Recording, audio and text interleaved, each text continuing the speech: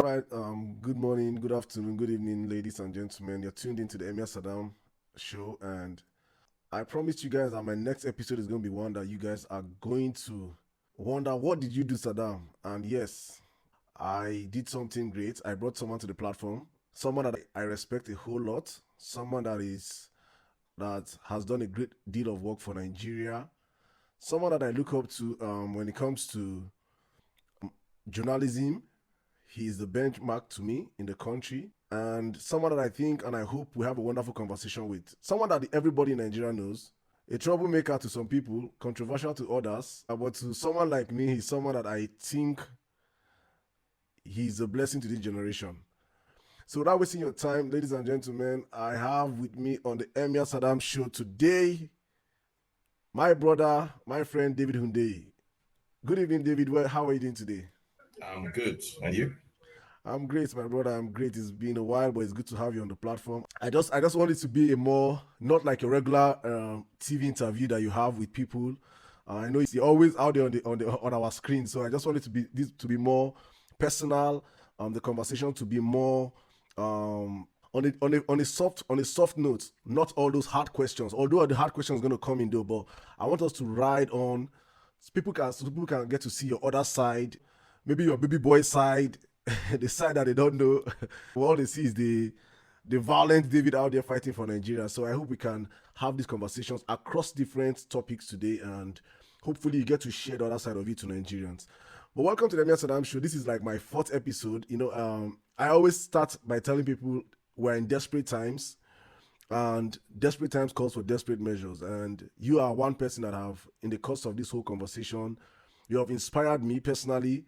You know how I call myself an accidental journalist. I never planned to do this. I never planned to be in this line, but Nigeria happened to us, and we found ourselves doing this thing. And all through our journey, we have fought this fight together. You know how I think I'll have to be reminding Nigeria some things that happened through you to me, especially to my platform, the Violence Space and Parallel Facts News. So thank you so much for having you here.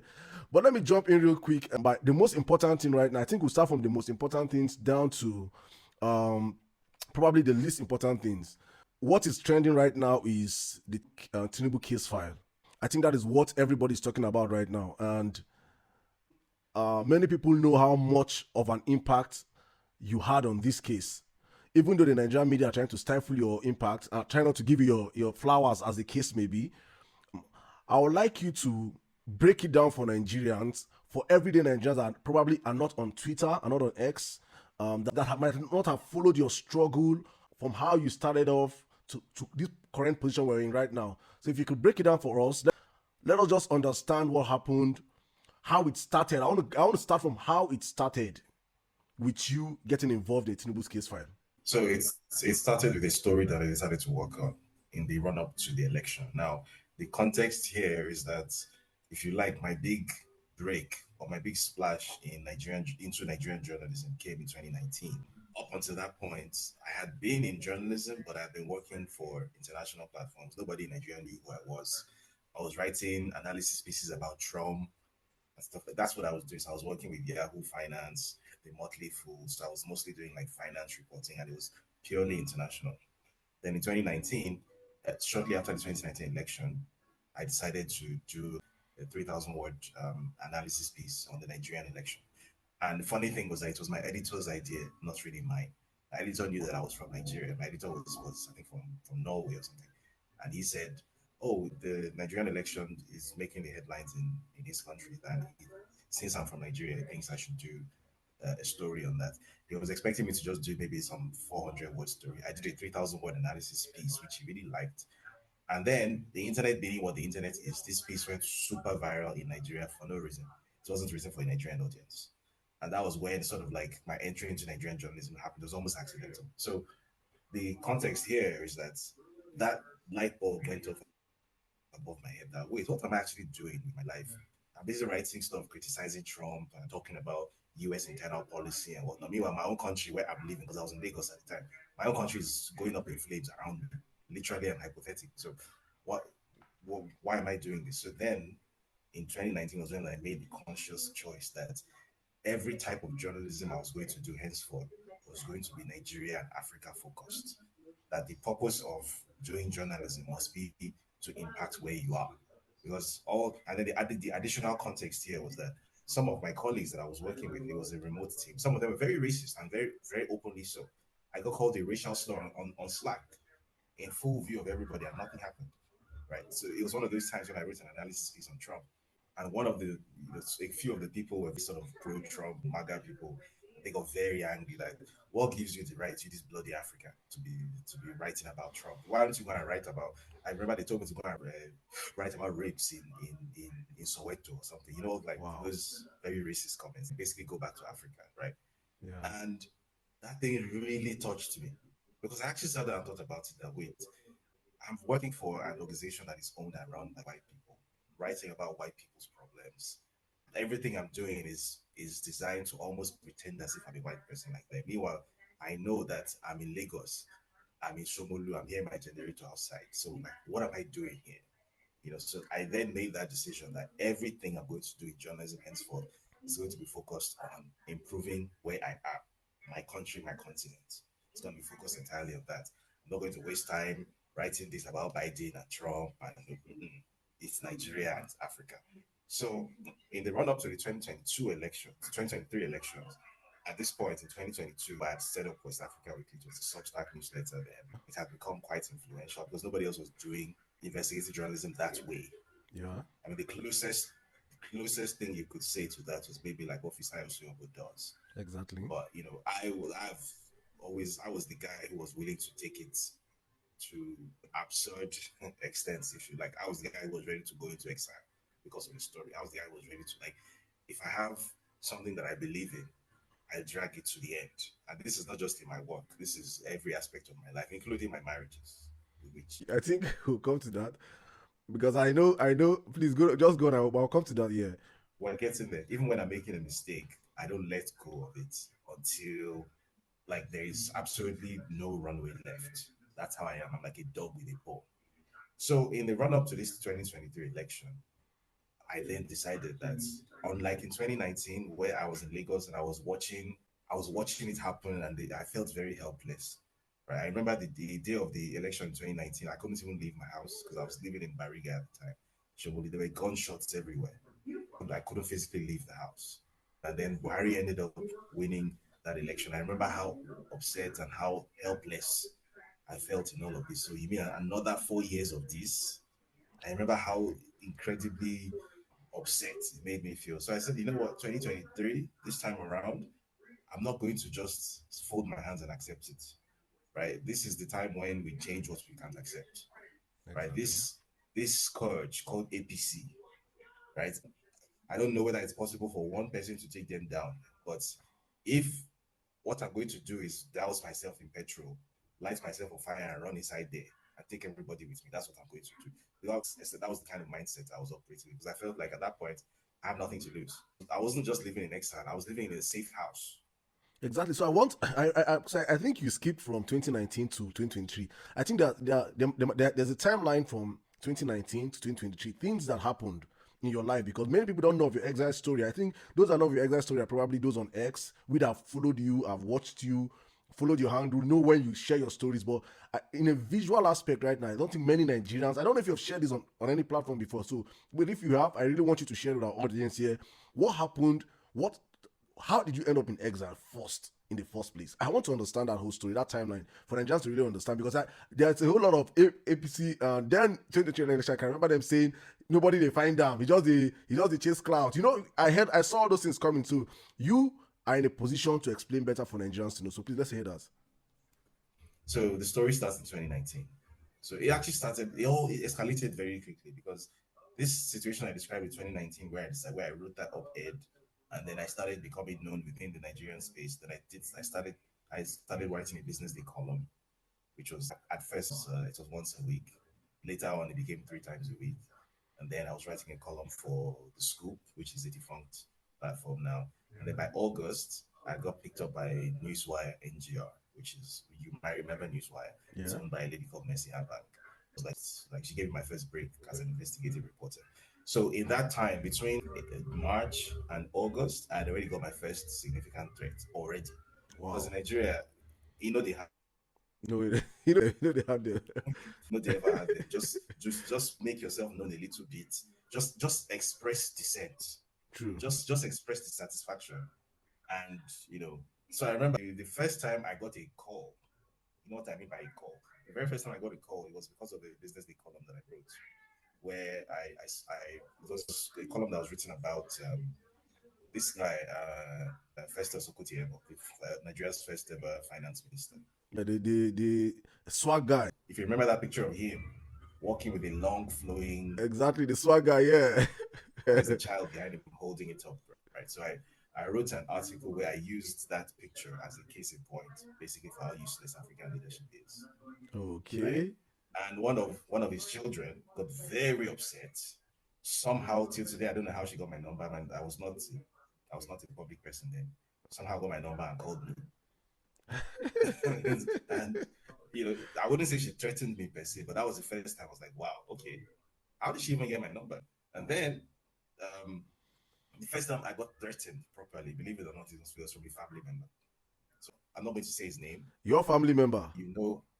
Oh yeah, it's not. Don't worry, it's not Benjamin. Let me just say to you that. But the kind of family that I come from, we're all Yeah. over the government. It's a very government-heavy family, like ants in the government. They're in the military, they're in the civil service, they're everywhere. They're politicians all over the place, like Wow. ants. So one of these people who shall remain unnamed. I mean, I named him in my book, Breaking Point. If you want to know his name, so let's just say he's my uncle. He's an APC member, of course, and everything. And I remember this was, I think, August or September 2019. It was the Salah celebration. So back then, they had a tradition, or we still have a tradition in the family that whenever there's a major Christian or Muslim public holiday celebration, everybody travels to Badagry and we celebrate it together as a family. So I was there, and this man who has, like, the last time this man had ever laid eyes on me and said a word to me was at my dad's funeral in 2017, right? This guy Wow. doesn't have my time at all, normally. And this guy came with his full official escort with, the sirens, and he came specially to look for me, Hmm. right? And I remember then he touched the glasses on my face and he was like, have you seen the SSS headquarters in Abuja?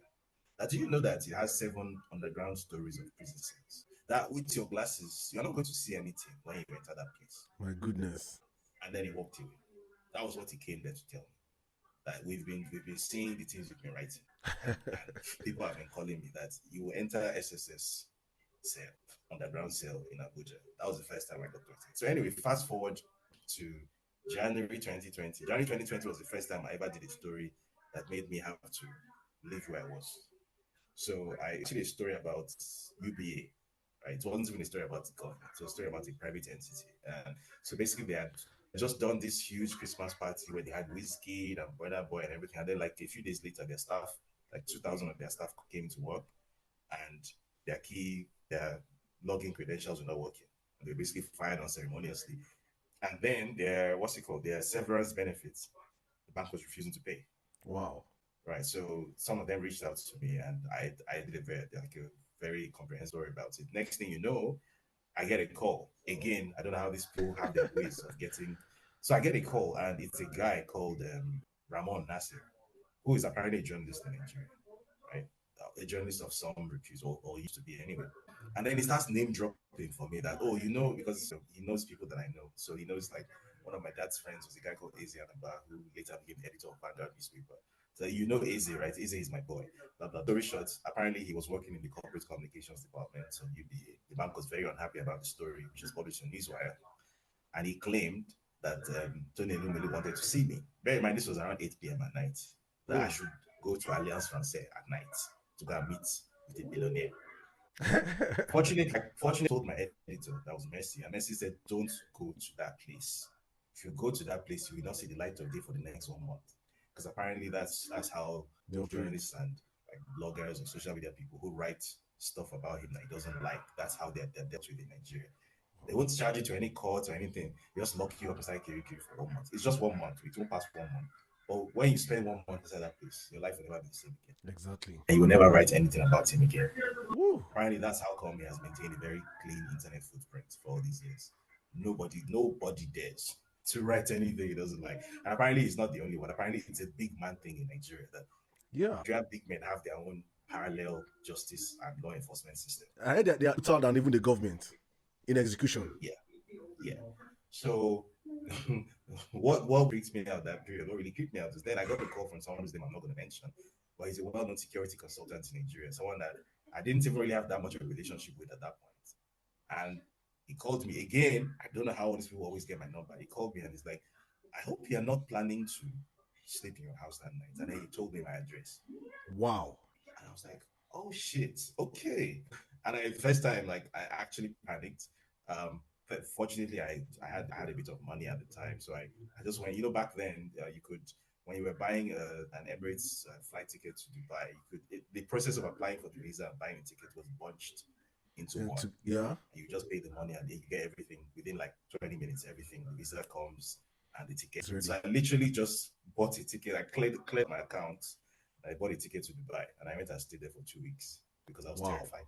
Right. So that was in January 2020. That was the first time I ever left Nigeria because of the story. My goodness. So yeah, I came back. I sneaked back into the country. It seemed like eventually they just lost interest. So I sneaked back into the country, and then COVID happened, and everybody forgot about it. Everybody moved on. Now, during COVID, I think was when my notoriety went to a different level because during that time, if you recall, there was a story I did where it was about Dangote. And it was basically like, while there was a nationwide lockdown, which by the way I do not agree with, but there was a nationwide lockdown and everybody was told to stay at home. People weren't allowed to go to like run their jobs and businesses, but somehow Dangote was given an exception Exactly. without any public scrutiny. So I did a big story about it. And yeah, some people were very upset about that. And then, if you recall, during that lockdown or just after the lockdown, the National Assembly then tried to pass something called the Infectious Diseases Act, which, when you read through it, it was a bill that was going to remove civil liberties from Nigeria. It's going to abrogate freedom of assembly, freedom of association, freedom of movement, like all sorts of incredible clauses in that bill, right? And how the National Assembly works is that there is no website where you can go and read the legislation that is being considered. You have to have somebody inside there, like a friend in there, like an embedded journalist or someone who will like snap pictures of each page of what they are considering that day and they send you the pictures on WhatsApp. And that's how I got this video. Someone literally took pictures of these printed pages and they used cam scanner, combined it into a PDF and sent it to me. So literally the next day they were supposed to, because if it passes 3 readings, then it goes to the Senate, then president, and it becomes law. It had already passed to the second reading. This third reading was going to be the next day. And this person sent it to me around 9 p.m.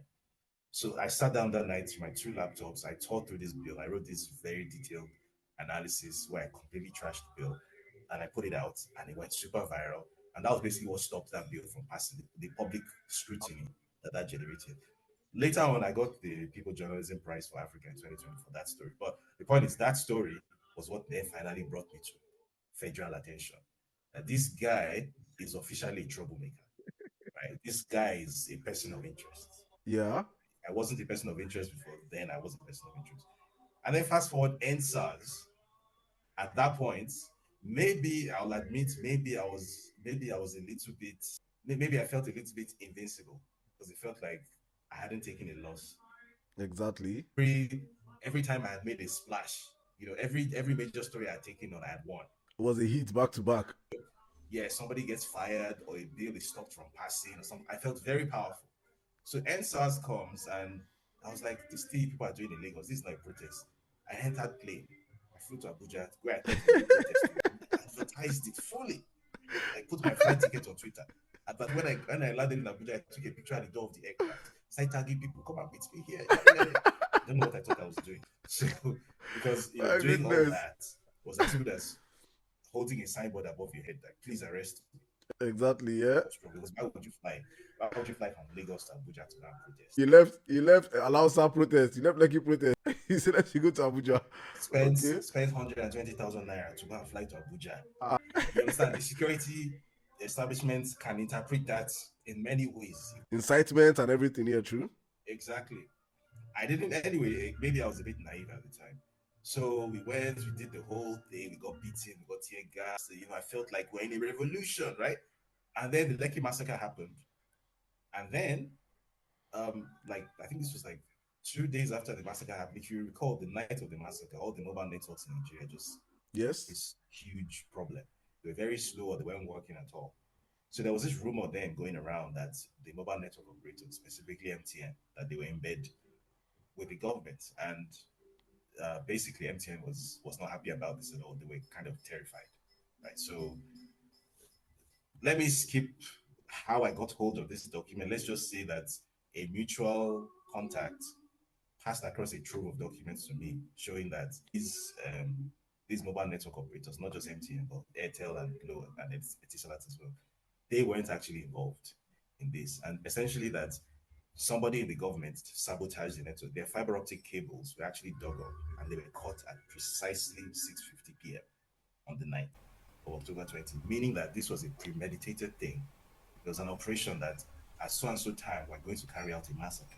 Before that happens, we're going to cut all communication, which is a military kind of tactic, right? Put the enemy in darkness first and then strike. So the imports of these documents I was reading, whether this was not just like a typical Nigerian security, people just they lost their minds and they didn't have discipline and they went and they shot people. That this was a military operation, a high level military operation. Somebody gave an order. Somebody had sat down and thought about tactic for attacking civilians, unarmed Nigerian citizens, on probably the most well-known public road in the whole country. Right. So the import of this thing, because I knew that I was going to publish this story, the import of that story I was publishing was that the Nigerian government carried out a war crime Okay. against civilian protesters.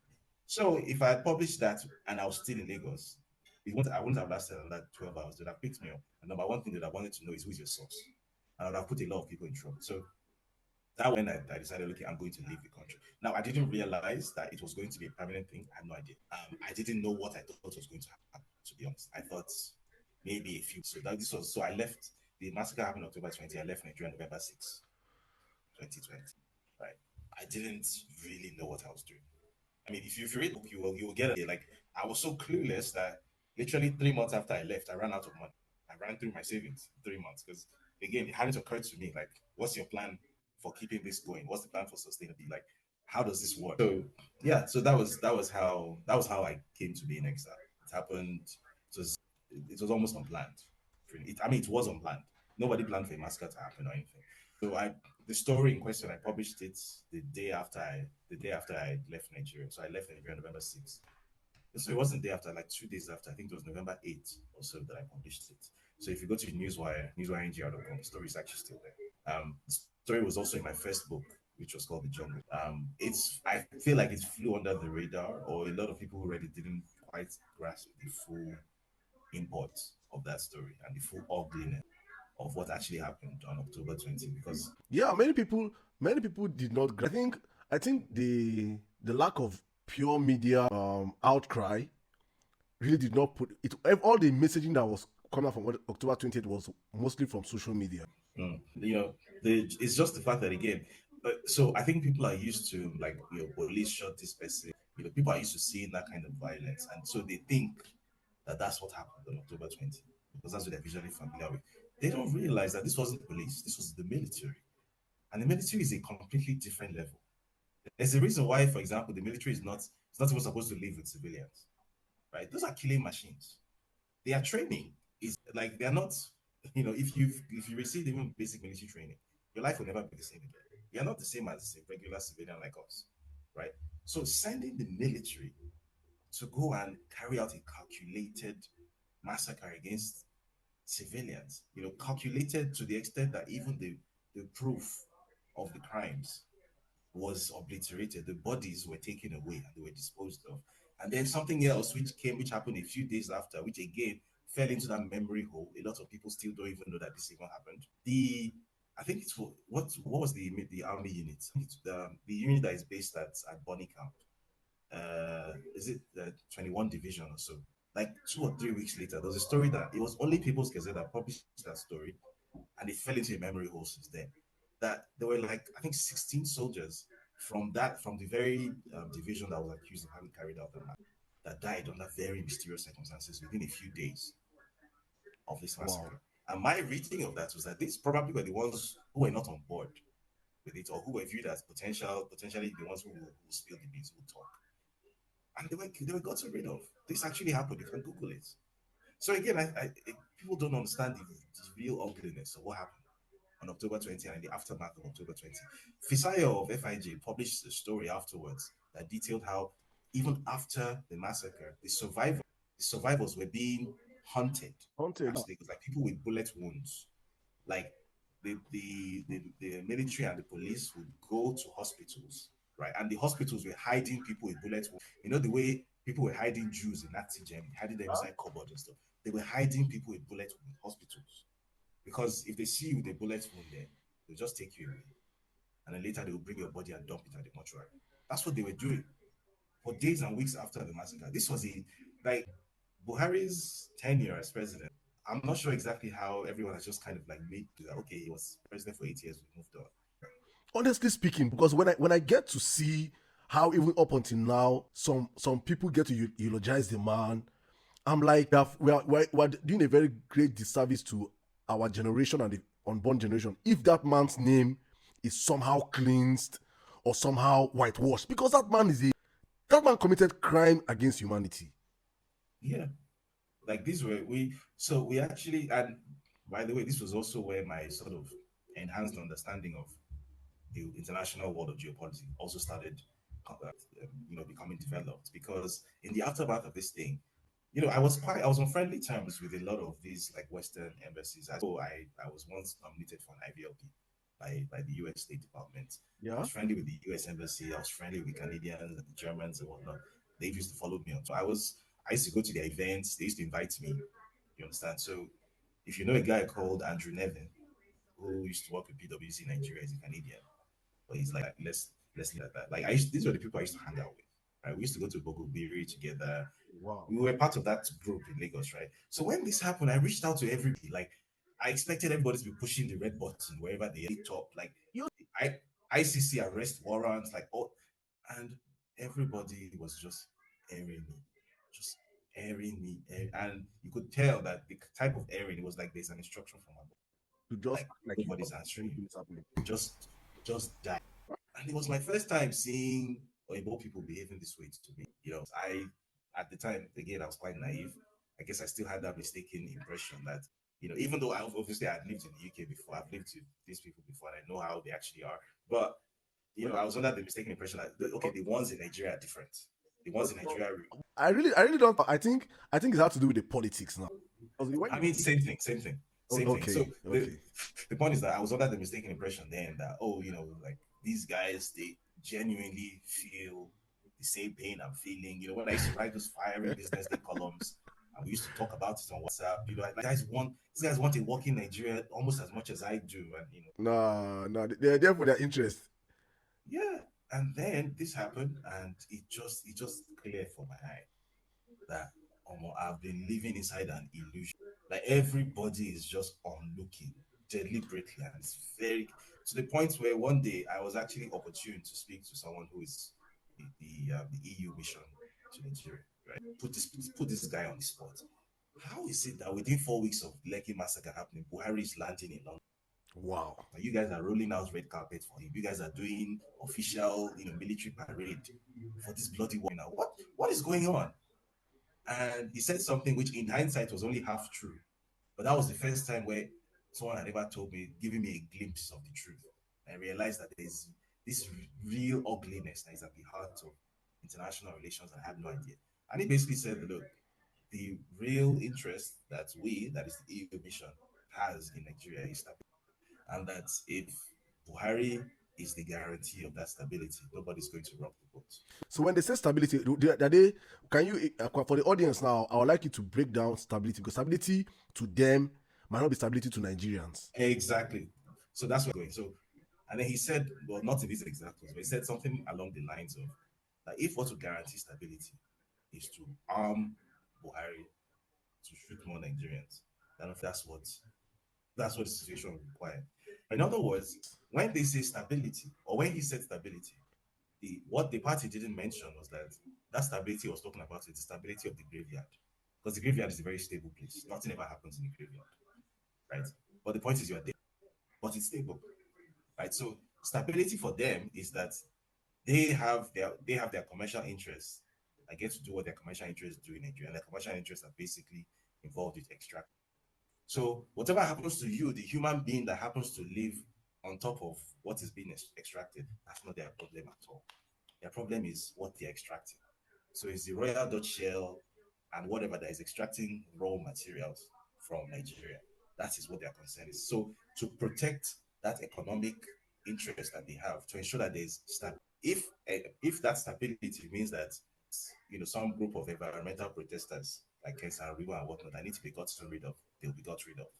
If it means that it's a group of young people who are protesting police brutality and that this has the potential of turning into a political revolution that could potentially even maybe lead to a regime change operation, which is what they fear. And they fear that if there's a regime change operation, the new sort of populist leadership might revisit some of these economic arrangements that they have. We don't want that. We want the status quo to persist. We want things to remain exactly the way they are, the way they were before you were born, the way you've grown up to meet them, the way they are now. That's how things should continue. So, however you feel about it is completely immaterial. It's not important. Right? Your life as an African doesn't matter. Black lives don't matter. What matters is what is buried under the black people's feet. The resources under your feet. That's what has value, not you. So for them, if Buhari is killing the whole, as long as they can do their business, act, Nigeria is. Nigeria is perfectly fine. It's open for business, right? Because Also, I also want us to dive into your with your experience right now in geopolitics, because I know if I have followed you for a long time, so I can draw a timeline on your growth in journalism. I can draw because you're someone that when you're already saying you're like a dog with a bone. You're someone that when you go into something, the whole world knows you're into this. There's no middle ground. In, you're in. David is in. Right? So and you take it with your whole heart. So I know we're going to go into that. We're going to go into the geopolitics side, right? But I want us to still continue with your on the timeline of from the NSAS, you're in exile, then your contribution to the 2023 elections. I want us to build that story and wrap it into where we are right now, which is the most important story I think that should be everywhere, which is the Tinubu drugs case, because that is the bowl on contention for us right now. So please, let's continue from your exile. I want to know what happened in your exile. Give us a short brief of your time in exile, how you survived, if you had relationships in exile, things, people you met. Let's have those little highlights. Then we dive into the Tinubu case, please. so with all that as the background, when I was launching West Africa Weekly, because I launched it officially as as an investigative newsletter, I think in May 2021.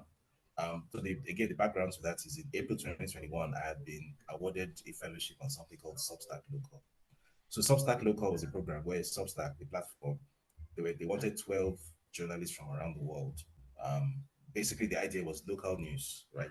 So news from where from your locality. We want to support 12 journalists from around the world. So it was a $1 million program. They're looking for 12 people around the world, and they only had one slot for the whole of Africa. Wow. And I don't know how many people put in applications, but I was the one who was selected.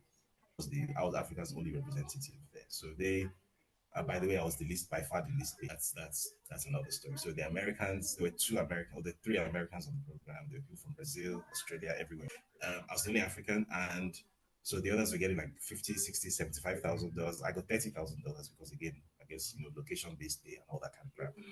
So, but for me, $30,000 at that time was a godsend Oh, that because in was terms good of money, yeah. creating runway to actually do this work, and then in addition to the money, they also gave me access to a graphic designer and an editor, which was amazing for me. So Amazing, yeah. um, that was how I went independent.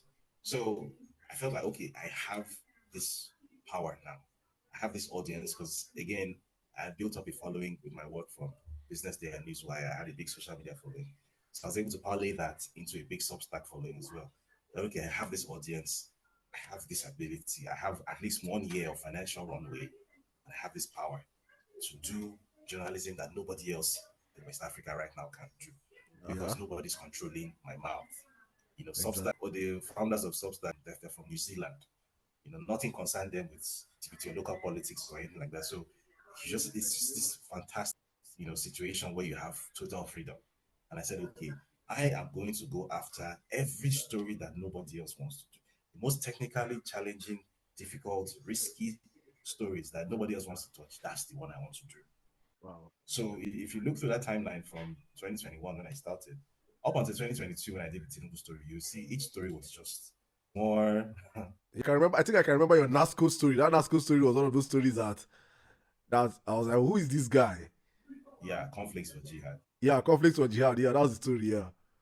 Yeah, there are many stories like that. There was a story I did about Chinese loan shark. Yes, I remember that too. I remember that. Yes. It got nominated for an international award, and some.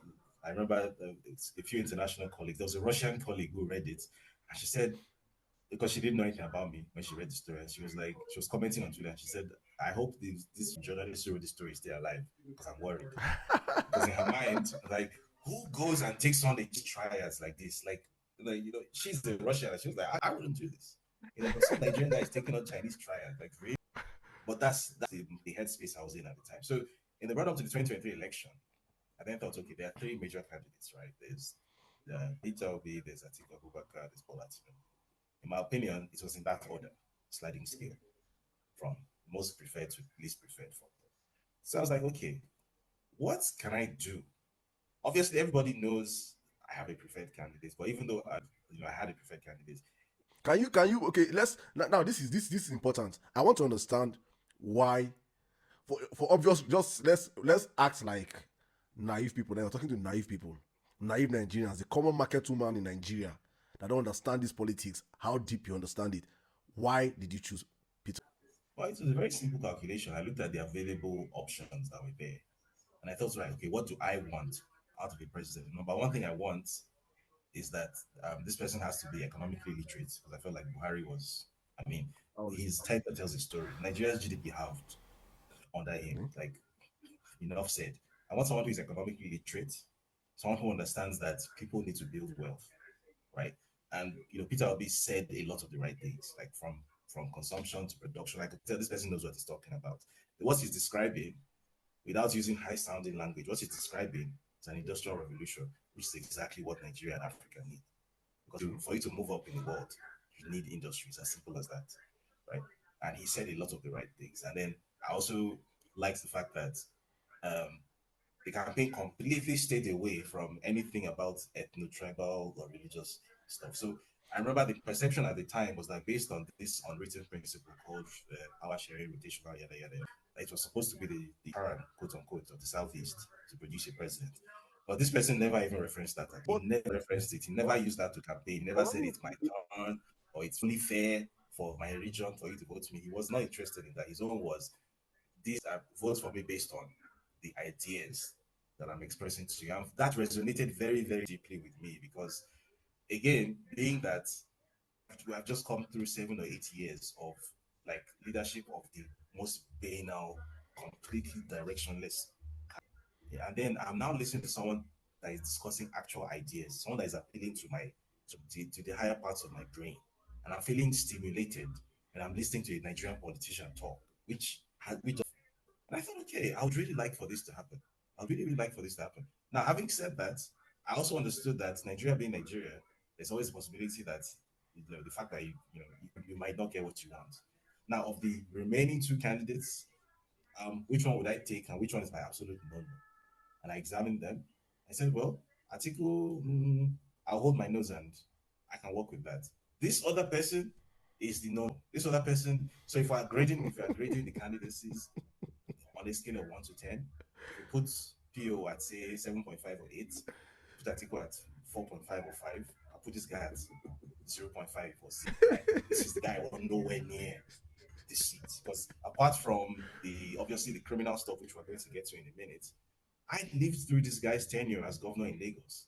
I lived through it. These 8 years as governor, I was born and raised in Lagos. but they say he built Lagos. That's the argument, that he built Lagos, that he changed Lagos.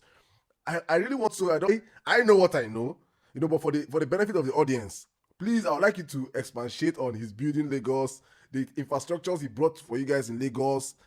Because me, I'm not a Lagosian. And I, on my last episode, a comment on the insult I got on Tunde Ednon's page when I made an innocent remark. I was like, if Lagos does not have water, pipe-borne water today, Lagos is sitting on water, actually.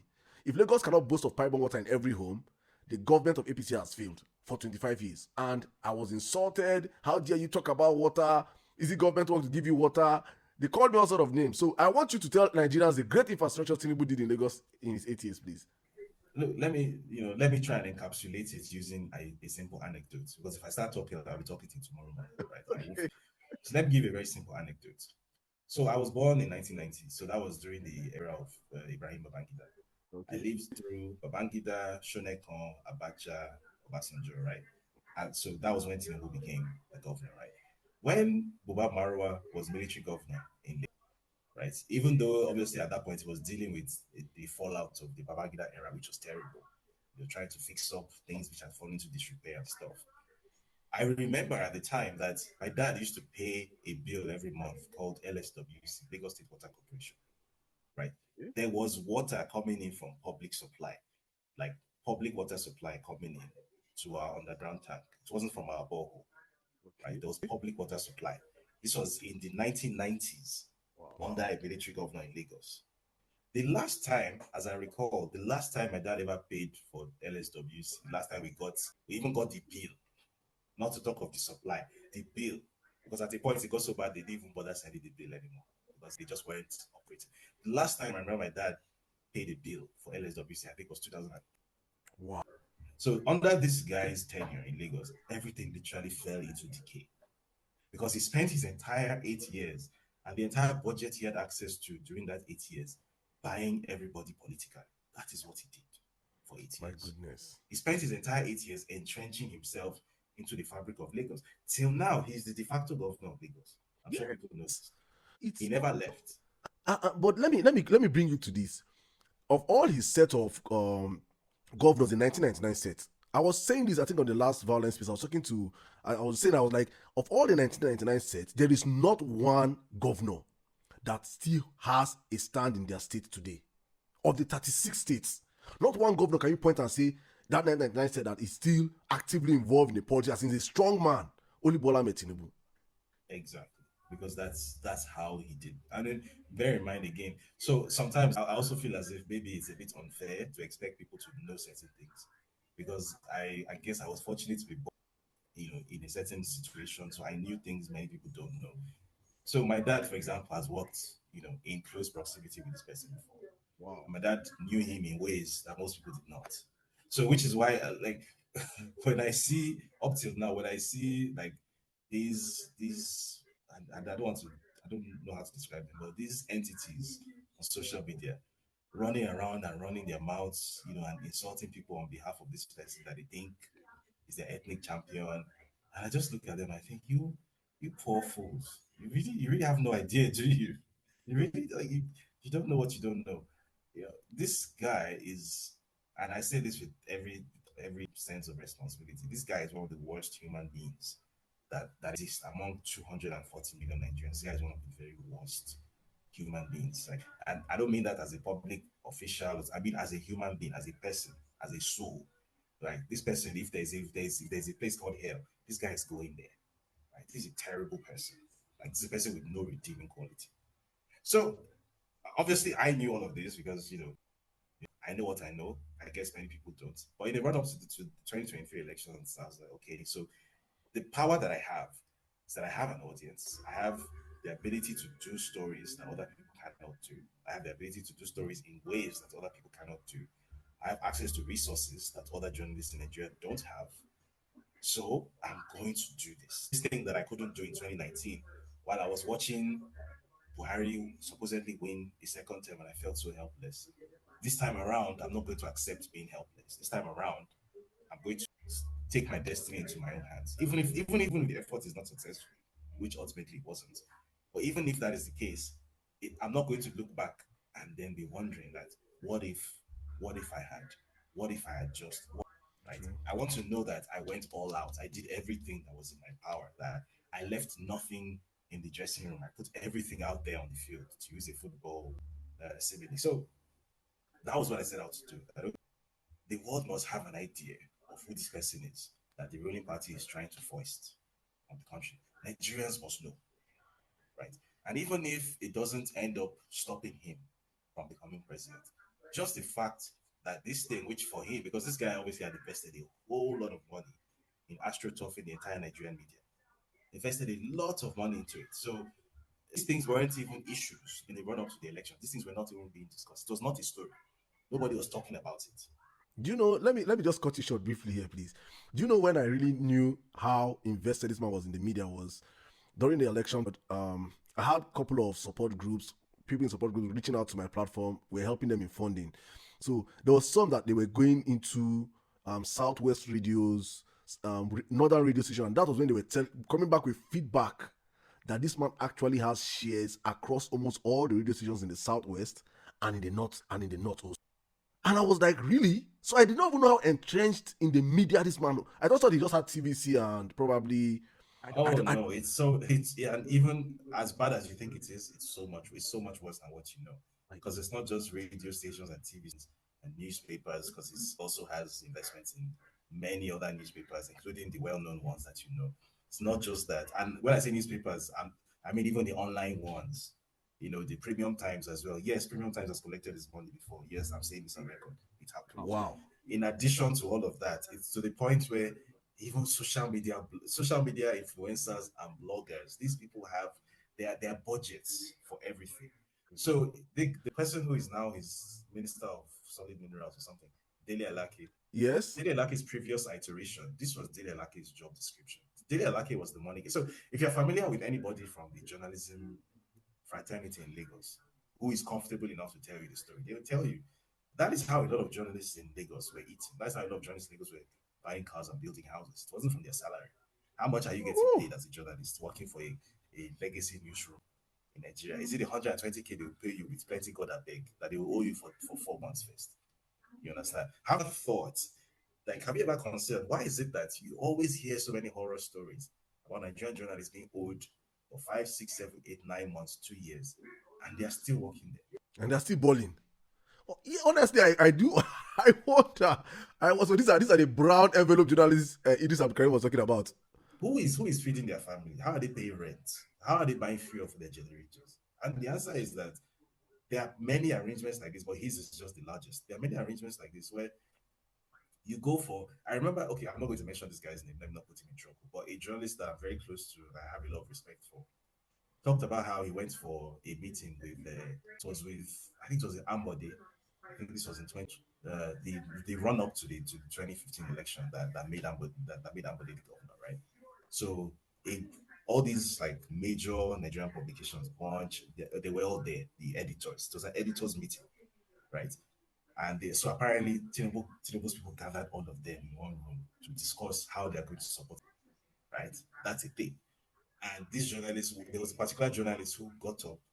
I think if you even Google this, there's a quote actually. So let me even mention the guy's name because I think he has even written a story about this public. So his name is Chris Ako.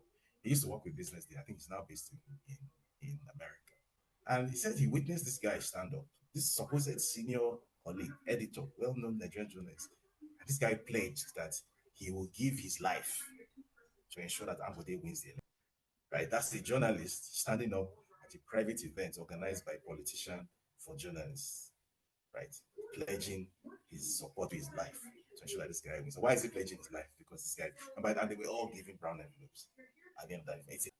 That's how Tinubu operates. Everything is transactional. Everything at every level. So if you remember those visual, every time there's a major public holiday or something where you see thousands of people standing outside his house on Bodilon Yeah, Road yeah. and all that, that's the coincidence, right? Those people didn't just go there because they are hungry, and so they were told to come because it's a thing. It's like the Godfather, where okay, send the next person in. What favor do you want? Okay, take. You owe me. Next person, like that's how he operates, right? So depending on the level that you are, that's the level of favor that you get that will put you in his debt. So maybe you're a Nigerian journalist, and what you need from him is you have this 17-year-old very brilliant child, and maybe you want your child to go to university abroad, you don't want your child to get caught up in last strike or something, and you have been very useful to him, you have been very loyal to him, you've written favorable stories, you've helped him do his dirty job, and he knows that this one thing will make you feel fulfilled in life, that you were able to send your child to go and do their BSc abroad in the UK or something, and he knows that it's going to cost maybe 9, 10,000 pounds a year. He will give you that favor. Yeah, and that's happened more than once. I mean, I don't need to mention any names, but if you can think of a major journalist around him now who's working for him in an official capacity now, who has children around that. So this is how he operates. So in essence, they can never bite this finger. Exactly.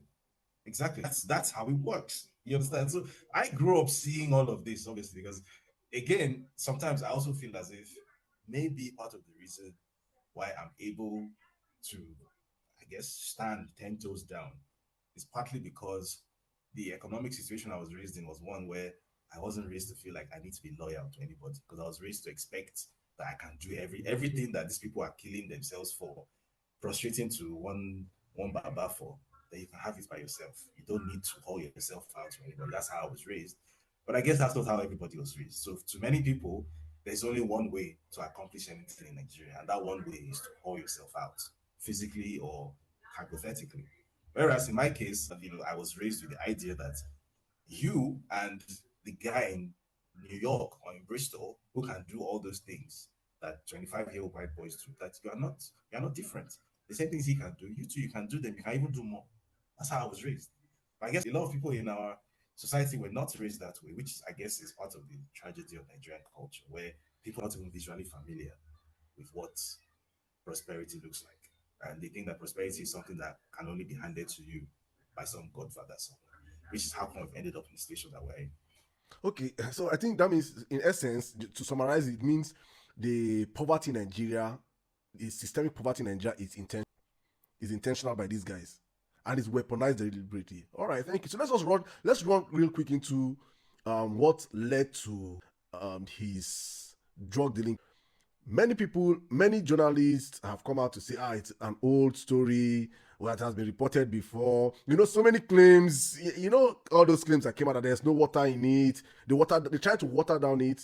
Working for their brown envelopes, yeah. Exactly. They try to water it down. I'm like, trying to make Nigerians understand. And the unfortunate truth is that these guys have a greater reach than we, of which that's why I really believe that we are changing. Times are changing, right? And with time, it will get better.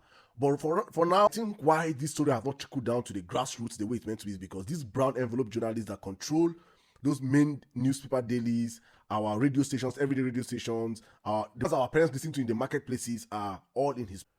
But our generation is growing into an internet generation whereby the conversation is going online right now. We're pushing. I think there's a breakthrough a little bit, but it's not as if it is not well. It's not as far as I want it to be, and I think I don't know if you share the same opinion as I do right now on this. Yeah, I do. It's definitely better than it was maybe in 2015 and 2019, but it's still not quite as.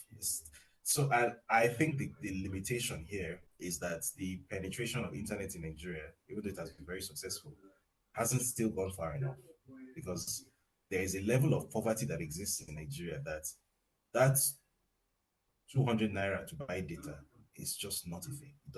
It's not feasible. That's 25,000 naira to buy a cheap Android smartphone is not feasible. That kind of poverty exists. And it's intentional, right?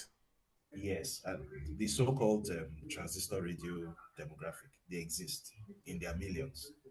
And so far, it seems as if there's just no way to that information wall between us and them, because again, that poverty is a very effective barrier for transmitting information. Like the ability to even have a conversation like this, like the people who sit down and watch this podcast, for example, for you to watch this podcast, like in Nigerian terms, you have to be the class. True. In Nigerian terms, because if you can afford let's say let's say for the sake of argument, let's say it's 250 megabytes. So I don't know how much that costs in naira now for a data package. Let's say that's 1,000 naira. Let's say, so if you can set aside 1,000 naira just to watch Saddam and David Hundeyin have a conversation on the internet, you know, in Nigerian terms, that means that you have some disposable income. There are people who simply don't have disposable income. There are people who live in Makoko, and there are millions of people like that who don't have a smartphone. That demographic still exists, and those people only know what those who have been designated as their leaders allow them to, right? So whoever is the bad or the emir of that area, whatever information that person disseminates, Oh, And that's the tragedy of it. So until poverty is fixed, until those people start having access to these spaces, those people cannot be free, because They can't be freedom free. comes, political freedom comes with economic freedom. You can't have economic freedom. You can't have political freedom without having economic freedom. So again, I don't know how that problem is going to be solved, because again, it's like a chicken and egg scenario. To have economic freedom, you need political reforms. To have those political reforms, you need political consciousness, and to get that political consciousness, you need to have economic. So you're back where you started. So it's a very difficult situation to fix, actually. Which is why I'm of the opinion that sooner rather than later, the Nigerian system is ripe for a total So disruption. we will come to that. I think we will come to that conversation because I think we're at the point where many people are of the opinion that democracy is no longer feasible in the country. But let us still keep up on the timeline because I know you're a basket of information yourself, and if we keep picking up different fruits of it, we'll derail ourselves. So let's go back to you've told us how you went on to select Peter Obi as your candidate, your criteria, why you chose him, and I would like Nigerians and those that might, for posterity's sake, exactly what I'm doing right now mostly is for posterity's sake because, so not in 20 years' time from now, when documentations probably, because these guys have controlled all the informations, that they can be episodes like this where people can go back to and watch and say, David Hundeyin really talked about what led to the 2023 elections, the outcomes, because what is being sold right now is that Tinubu won the and as the president. And in 20 years' time from now, it will be in history that Tinubu won there. And people will be asking that generation, how did you people stay and allow a man with all these baggages that people like David Hundeyin pointed out to win an election? Did he really win the election? So I want you to come in that angle of your timeline now for Nigerians and for posterity's sake to know the outcome of that. The, up until the judiciary, the whole episode of judiciary, your roles, your involvement. I know some of them. I remember that you broke his Guinea passport on the violence space. I can never forget that space. You broke it 12 midnight. 12 midnight the next day, your account was locked. My account was it was the attack that I got that period, both physical, I tell you, both physical and spiritual. I've never been attacked like that in my life. That's when I understood the burden that this man you carry. You know, you might not understand. I've never shared this with you personally, but that period was when I said I was like, oh boy, if me they collect this one, why they collect? Me will just be space host too. I don't be say I'm not doing my best to say I can help. If I can be collecting this amount of, how much more does this guy receives? So please take Nigerians through that timeline, please. There's I no can only imagine. So please just share it with us if you don't mind, please. So I guess we'll start from after I published the story, right? So I published the story July 2020. Um, Literally the next month is when I ended up in a safe house run by this Ghanaian journalist, Anas Arabian Anas. You might know him, the guy who wears these beads that cover his face. He's like, yeah, he was always like a hero of mine. So I'd known him from a distance, but after I published that story, it was when like he started like monitoring me that okay, we're going to need to bring this guy in because this guy's life is going to be in danger if it isn't already. So if you read my book, then I discussed how the trigger events that actually led to me being you know admitted into the safe house. Funny enough, wasn't a security incident per se. It was actually woman trouble. It was my ex-wife who, if you read the book, the infamous Okija woman. Yeah. Anyway, the less said about that, the better. So, but long story short, basically due to this security disturbance that happened that she was involved in. And that's was like, okay, finally it's time to bring this guy in. We can't leave this guy out there. This guy is going to get himself killed, right? So I was brought into the safe house officially, and that safe house you weren't allowed to leave without permission. You weren't allowed to have visitors. If Wow. you left, your movement was like very strictly regimented, monitored. Like the government was aware of the safe house, so there was like uh, what's it called, armed security, which is really rare because Ghana was a place where you don't see security people walking around with fire.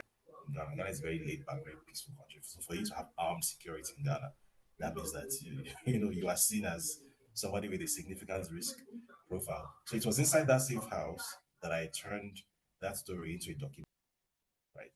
So that's what, and the documentary, which I guess again a lot of people don't know, this documentary had more of an effect than the story because it was So it went further than the story did. The story. So I knew someone who was within Tinubu's camp when the story came out, and I was speaking to him like the week after the story came out. He was like, "Well, the reaction here is that let's just journalists were calling asking for comments. Nobody answered anybody. And let's It was media silence from their camp. yeah, total blackout. Let's just ignore that. At the end of the day, the kind of people who sit down to read 3,000, 4,000 words, those people are not the people that we're appealing to. You know, Emir Sirdam is not our audience. True. You know, the people on violence space, they are not our audience. The echo. So in addition to turning it into a documentary, I also got that documentary Yoruba and Hausa. Yoruba, Igbo, and Hausa. Hausa, yes, I remember. We shared it on the violence space.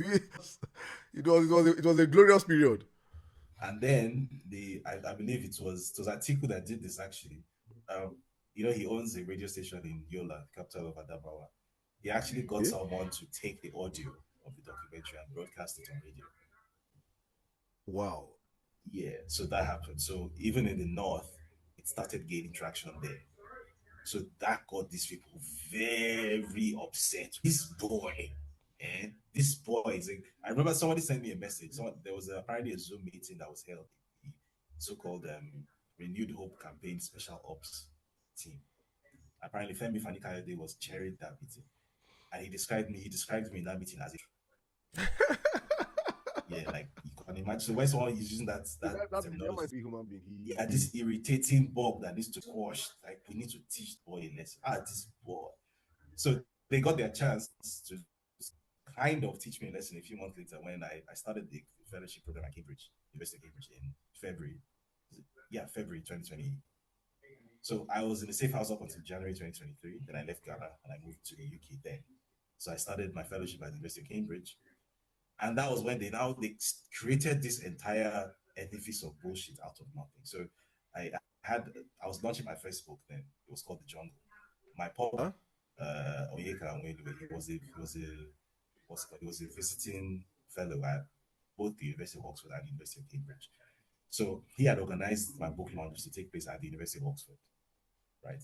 And what he didn't anticipate was that these people, because this is apparently the Nasir El-Rufai, who was obviously part of Tinubu's campaign at the time, Nasir El-Rufai was embedded at the University of Oxford. He had a scholarship named for him. He was funding a scholarship at St. Andrews College at the University of Oxford. And he was he was the chairman actually of the advisory board at the African Studies Center. Wow.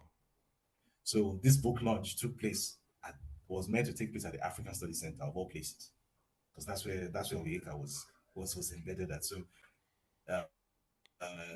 El-Rufai made a few calls. They started my book launch initially, so we had to reschedule it. And we now held it at a different location that's also at the University of Oxford.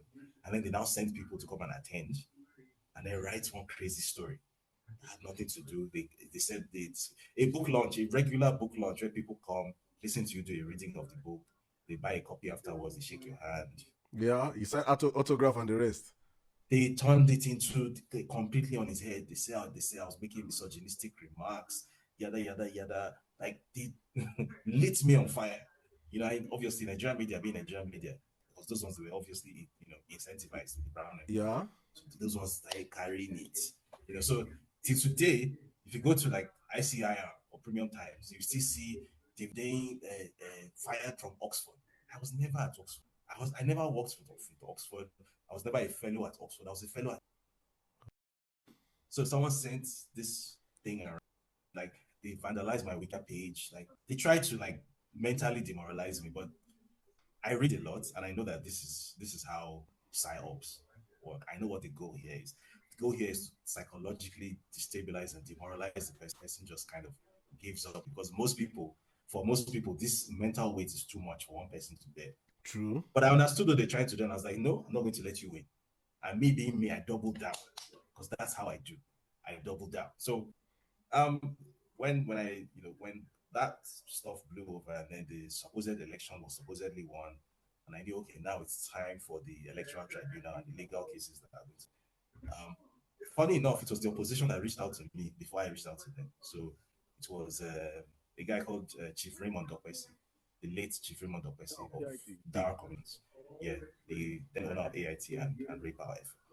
So this is all in my book, by the way, including the pictures of everything. So he reached out to me via email, and he asked me for all the documentation that I had to, so and so case in court, specifically regarding Tinubu's history as a drug trafficker, the fact that he submitted forged credentials to INEC. So I sent everything through to him, and PDP started.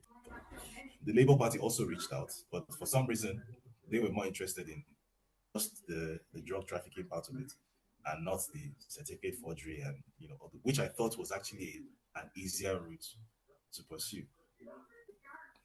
I guess in the reason they did that is best known to them.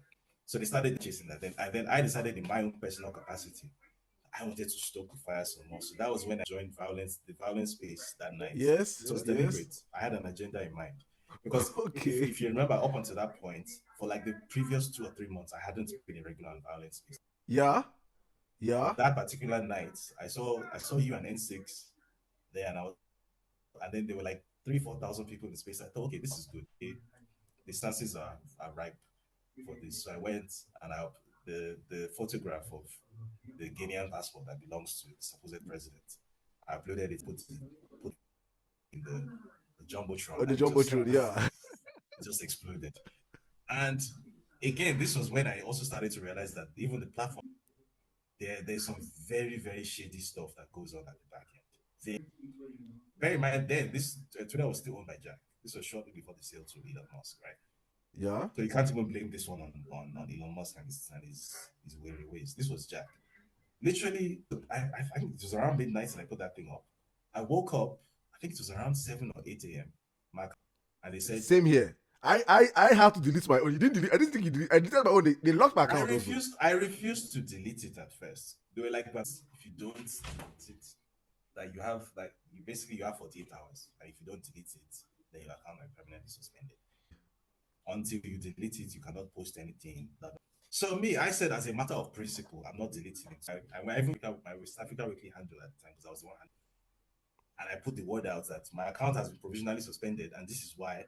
And I am saying that on the basis of principle, I'm not taking this thing down because this is important public interest information concerning a public official, someone that has supposedly been elected president. Why are you saying you are doxing him or privacy concerns or whatever? And the funny thing was, literally just a few weeks later, when that very passport was admitted as an exhibit in court, then all of a sudden it became okay to post it all over Twitter. And then you weren't doxing him anymore. And at that point, he also hadn't been sworn in yet. True. So where is the So you could just tell that there was somebody at the back end. I think it was an American government thing at the back end that we need the Biden government, to be more specific, that we need this Tinubu guy to become president of Nigeria. So anything that is going to hamper that at this point in time, get it out of the way. And it was clear that... And Twitter had an office in Ghana then. Yes. Because I lost, in the course of that election, I lost like 5 of them. When any time I'm going viral, I'm getting like 20K followers, they hit me off.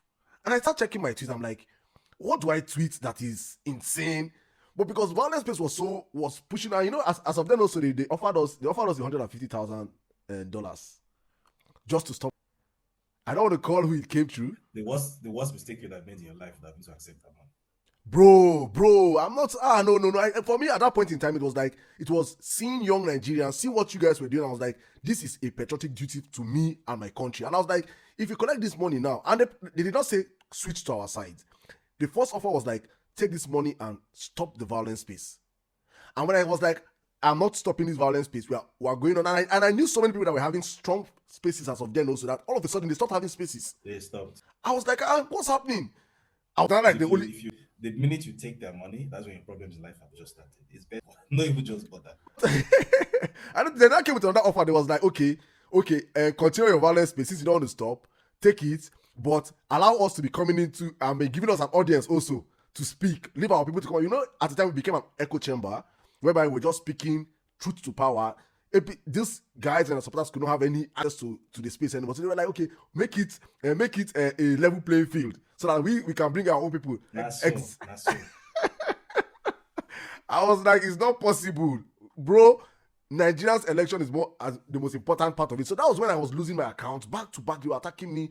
I lost first, second, third. For that, I was like on Night Saddam. I had to change to Professor Saddam. I had to change to Bishop Saddam. I was changing the names. I changed different names. Then I saw that Emir. I was like, fuck it, man. Let's go. I'm going to start with Emir. Whatever's going to happen, let it happen. So I personally, after you dropped that, when you dropped that, his Guinean passport, and I posted it, they locked your account, they locked my account. And I was like, my account that I had like less than, I think 10,000. I was like, with the whole order of you, if you don't take it down in 48 hours, your account will be.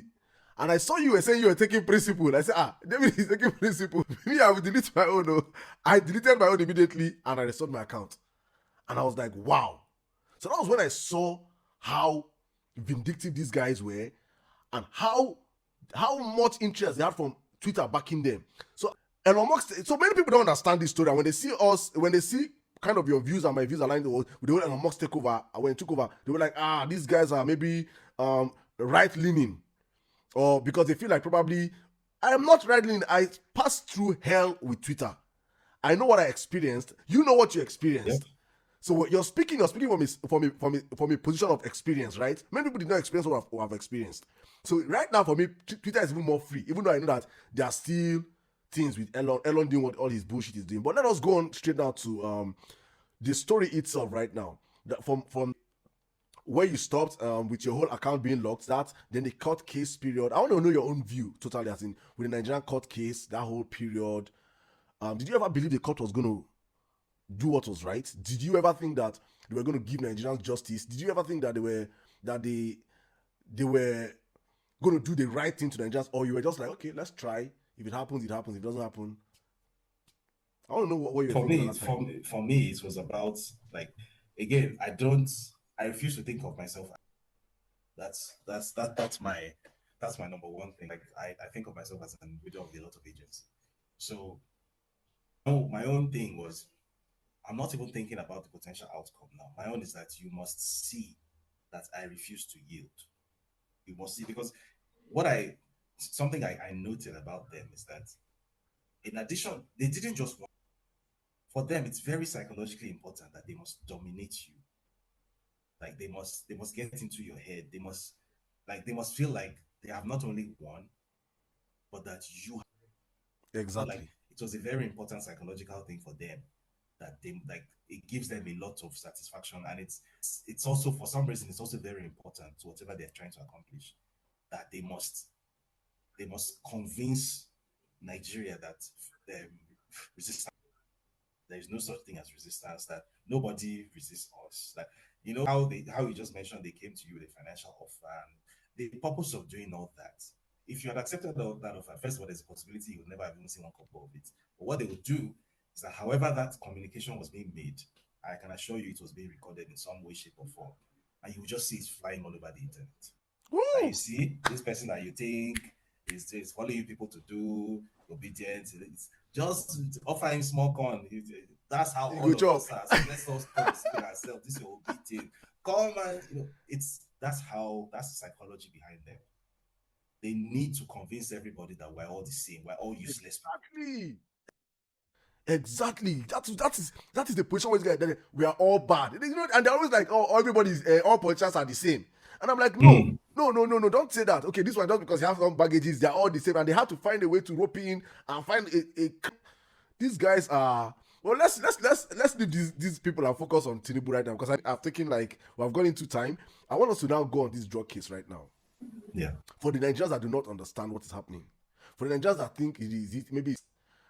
But I want you to just lay it down for Nigerians, for the lay Nigerians to understand Tinubu's involvement. What you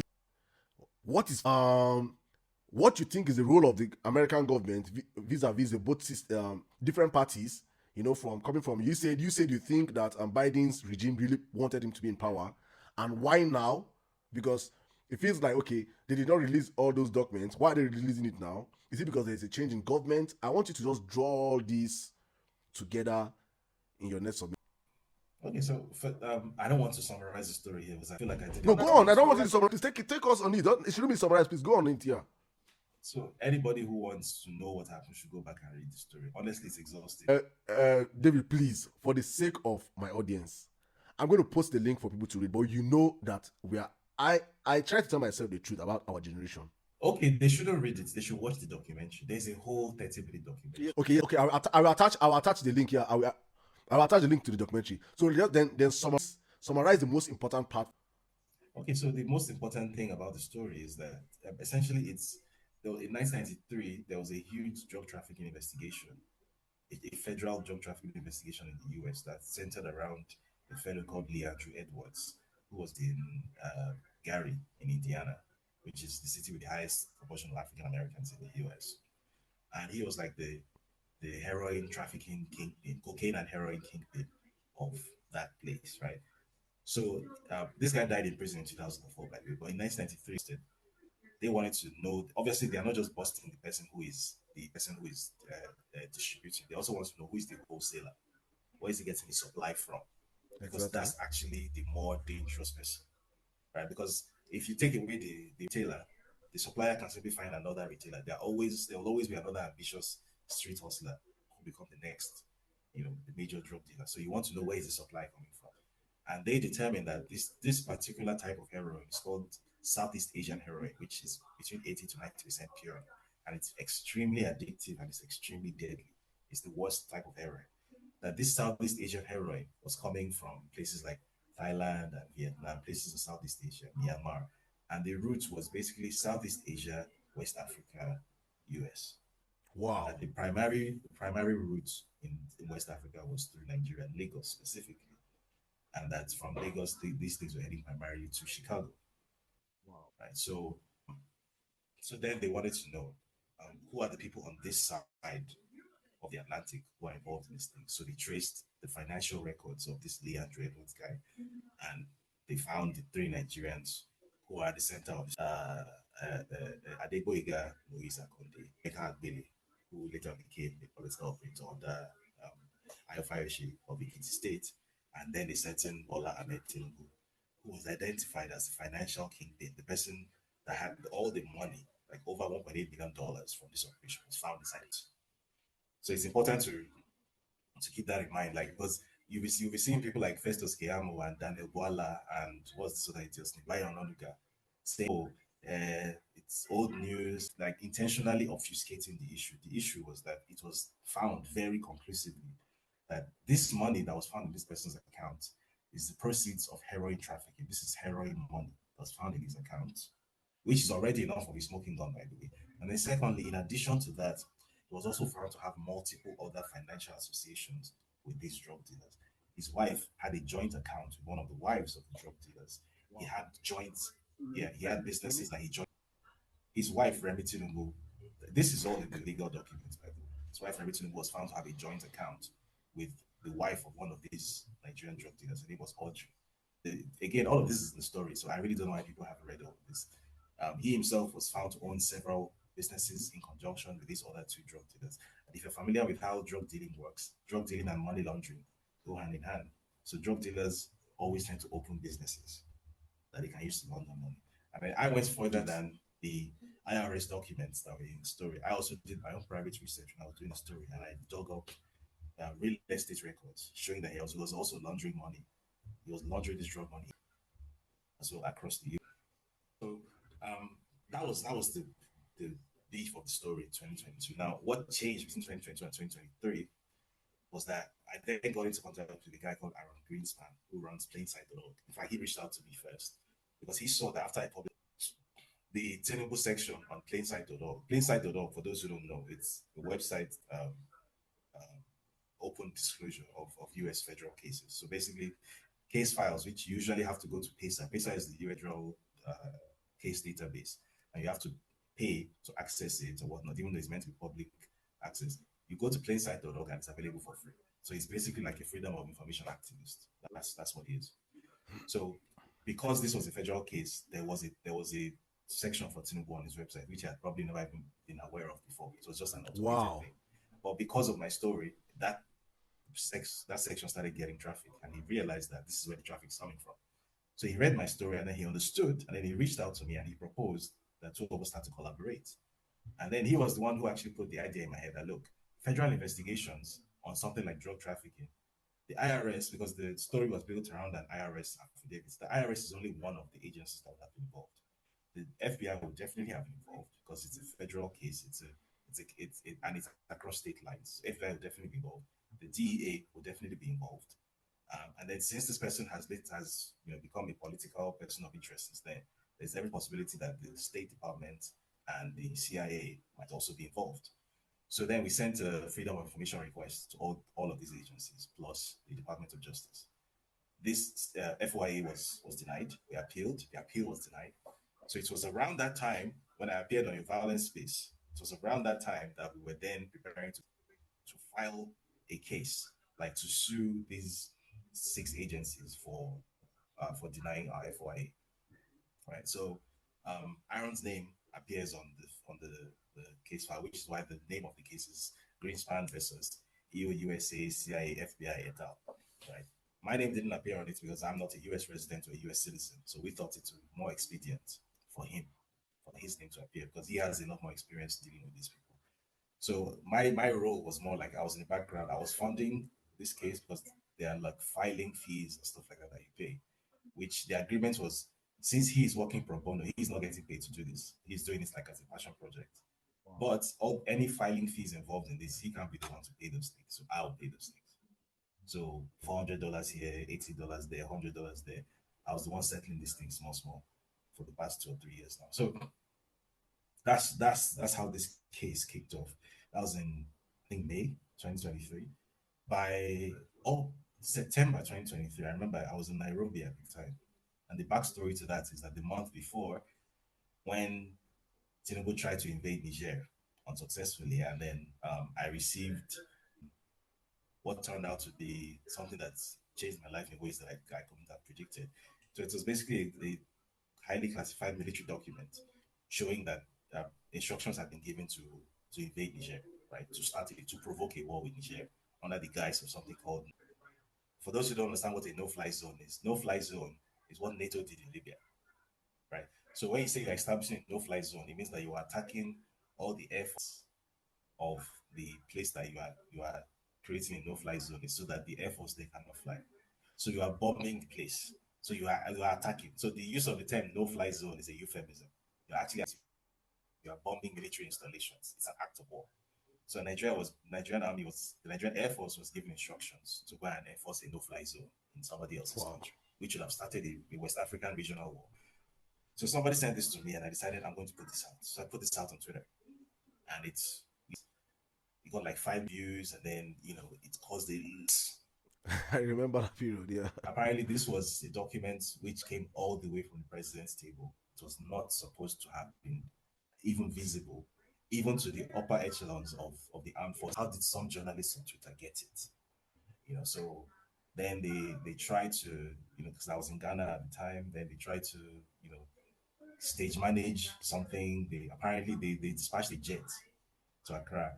I don't know whether the Ghanaian authorities were aware or not. They probably weren't, but I don't think they were trying to like collaborate with Ghanaians. I think they actually just wanted to adopt me, basically. Fortunately, I was The tipped off Omar at Diko the style. time. Sorry. I say the Diko style of Buhari in the Yeah, yeah, 19. yeah, exactly, exactly. So I was tipped off, fortunately, with a few hours to spare. So I couldn't even leave the country by air. I left by road. All of this is in my book. It's chapter 20 of my book. I left by road. I went to Togo. That's the Breaking Point book, right? Yes. So from there, I flew out to Kenya. So I was in Kenya when it was September 10th, 2023. I can't forget. That was when the case updates then came up that these agencies, then the FBI specifically said that they're going to release these files. They said they had identified 2,500 pages of relevant files, and they started releasing them from October, actually. And the problem is that those files were redacted. Exactly. Redaction basically means that information had been taken out. So there were several pages missing. So they had promised 500 pages per month. We're only getting about 300 and something per month for 5 months. So by February 2024, when the disclosures ended, we had only gotten maybe about half of the relevant information, and the remaining was redacted. So every mention of Tinubu's name was redacted. Every mention of Tinubu's wife's name, Tinubu's Wow. family members, any his businesses that he owned, anything that's directly traceable to him. It was redacted. So then we went back to court, which a lot of people didn't realize. A lot of people thought that it ended there. Yes, yes. I was happy for them to have that impression. I have been running this case silently. Nobody knew. I've been funding it out of my own pockets. Nobody knew until somebody went and checked Pesa and saw it. And then, oh, when I just woke up one day and I just saw my case on Twitter. The person didn't even know that it was even me that was behind the case. I wouldn't say his name. It's Samuel Ogundekwe of People's Gazette because we used to be buddies back then. We're not friends anymore. I don't fuck with him anymore. But we used to be friends back then. And I remember he didn't even realize that it was me. So one day he calls me and we're chatting, and then he's talking about the case. And then I'm like, you do realize that this is my case, right? That Aaron and I jointly filed this thing, right? And he was genuinely sure he didn't know. So he just saw something on Pesa and just would rush to go and report it because that's what we call journalism in Nigeria. Didn't find out any background information. Like didn't try and reach out to Aaron for more information because if he had done that, Aaron would have told me that a Nigerian journalist reached out to me and then didn't do any of that. Just saw the case and went to report it. Boa, and it alerted everybody, including the president's lawyers. Next thing we knew, the president's lawyers had submitted a motion to be permitted to intervene in the case that they were not even aware of at the time. So when we went back to court to appeal, and everybody didn't realize that we had gone back to appeal, I was very happy for everybody to think that it was over. So this was in 2024. This was last year. So all the while last year, all the APC people were saying their usual, throwing my name in their mouth, and I was just quiet. Nothing bugger. There's nothing in the case. Shall we tell you saying I just talk? Exactly. I was just quiet because there's no need. You don't have anything to prove to these fools. There was no need. I just kept quiet. I know what I'm doing. I just keep quiet. So in November 2024, we submitted a motion for something called summary judgment. Summary judgment is basically that you're asking the judge to deliver a final ruling on this case, because what we were asking for was for the redactions to be removed, that the so-called privacy exemptions should be lifted and the redactions should be removed. So the judge should deliver a ruling on that so that we don't go back and forth unnecessarily. So the DEA submitted a motion claiming that, well, even though the Nigerian public might have a right to know what their government is up to, that right doesn't extend to knowing what specific public officials were up to. Which is a crazy judgment, which is a crazy argument to make. You wouldn't make that argument if you're talking about American public officials. Because it's black people, you can make any stupid argument you like, and nothing will happen. Anyway, long story short, Kamala Harris loses the election. Trump comes in, and one of the signature things that Trump does, which again flew under the radar, a lot of people didn't realize how important this move was. Trump gets rid of every U.S. attorney that was appointed by Joe Biden. One of them is a certain Jared Littman, who happens to be the U.S. attorney that was handling the opposition in our case. Wow. Yeah. So he was the one who made the argument that, oh, yeah, Nigerians are not entitled to know what Tinubu was up to. He was fired by Trump, And then this judge, who has been moving funny, all of a sudden then gives this judgment. So in my mind, there's no doubt that this is 110% down to Trump. There's no doubt in my mind. And this is not to say that Trump is a good guy or Trump did it to help Nigeria, any nonsense like that. No. To my mind, it's clear that the Trump administration has decided to move in a different direction. It's possible that they've struck a deal with another person, with another Nigerian, that maybe they decided that the way the Democrats went around running their puppet operation in Nigeria, that maybe it's too obvious and it's generated bad publicity or whatnot. Maybe that's not what we want. Maybe we want someone who is a bit more subtle. Maybe we want someone who doesn't have as much baggage. I'm just speculating. But what is clear to me is that they've gone in a different direction and they've cut this guy loose, right? Because if they didn't want to cut him loose, what would simply have happened is that this ruling would never have come out, because there was no deadline for this ruling to be delivered. So in all, okay, because when it came out, I got so many comments, and someone was like, "Oh, you guys should not be anxious until it's out and everything. That there might be some works behind the scene, making sure that it doesn't come out." No, the judgment has already been given. The documents will come out. The judgment has already been given. So what we're expecting right now is the full unredacted documents of Tinubu's drug involvement. Yes. There can be no appeals? Technically, there can be an administrative appeal, but as I said, the political situation in the US right now is such that the probability of that happening is next to zero. Then what? The coincidence with Tinubu being aware, right? Are we right? Sorry, let me just go on. The lawyer that was handling the case on behalf of the Justice Department, as I mentioned earlier, has changed.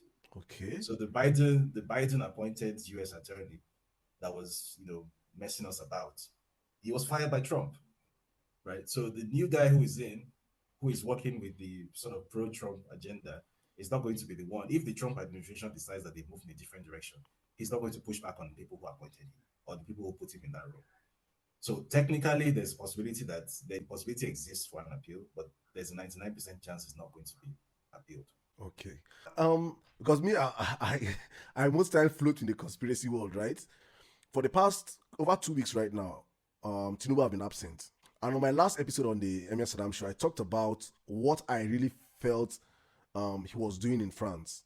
You know, with his whole Godfather, the Shaguri guy in France, and the whole Nexus connection there, I was like, probably, this was even before your article came out. I was like, probably he was there giving him breakdown on all their financial dealings, all their contracts, and every, you know, the whole business angle that these two guys share in common. And all this thing came out why he's in France. And I know that in the course of my research on Gilbert Shaguri, he has also been found in America also. He's close to the Clinton. He's inside the inner circles. He has donated to the Clinton Foundation before. He's inside the inner circles. He has donated to some American politicians before. So he knows, he's a lobbyist. He knows how to lobby his way around Washington. So I'm like, probably that's why this man is there right now. He has gotten probably a tip-off that your case with these guys is about to be released. So definitely he's there trying to see what they can do behind the scene to checkmate everything. I don't know, but I want to know what you think about this whole scenario. Do you think there's a connection with his staying in France right now to this case coming out right now?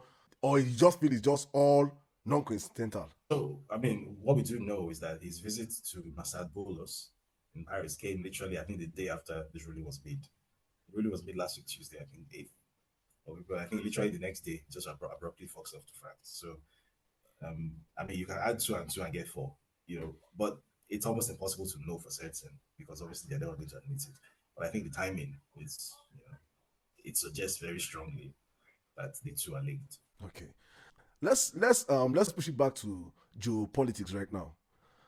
In the last, I personally had a lot of follow-up with so many Nigerians in America due to my supposed stance of, I was of the opinion that if you're going to support, I was standing for the opinion that if the American government led by the Democrats were going to support Tinubu and help him rig his way to power in Nigeria, they also deserve their own Tinubu, who I was looking at as Trump, right? That's my angle I was coming from. And I had so many pushback by so many Nigerians over there. And I was like, for me, I feel like for an independent Nigeria with less influence from the West favors Nigeria in general. And I know you were kind of involved. I mean, like, less influence from the West, like the way the Democrats were. You know how they influenced 2015 elections. Many people have the opinion that they did not influence 2015 elections. I want to know your own view about that because I'm of the opinion that I personally saw Obama's hand in 2015 elections. In fact, I used to be a very huge Obama's fan. But after the whole 2015 elections, sitting from the corner, watching his interference, watching the whole campaign video he did, sending down his secretary, I think of state then, Kerry, few days to the election down to Nigeria, not even to the presidency, but to Kanu and other places. The interference was very, very valid on how they helped in ousting Jonathan Goodluck. So for me, I was like, it's payback time for us, Nigerians. If America can give us Tinubu, Nigerians can also give them Trump. That was my angle to the conversation. So I want to know your own angle to the conversation. So, but again, I don't, between Trump and Biden, it's one, you know, old, rich, racist white guy versus another old, rich, racist white guy, to be honest. Exactly. But, however, Trump's Trump's flavor of racism favors me to an extent because his own flavor of racism is I want to keep you out of my country. I want to ring fence myself away from you because I think I'm better than you. And I'm like, please, that's exactly what I want. Stay away from me. Just leave me alone. Leave my country alone. Don't impose puppet presidents on my country. Don't interfere in politics and policy making of my country because it's not just political interference that these guys do. It's interference at all levels.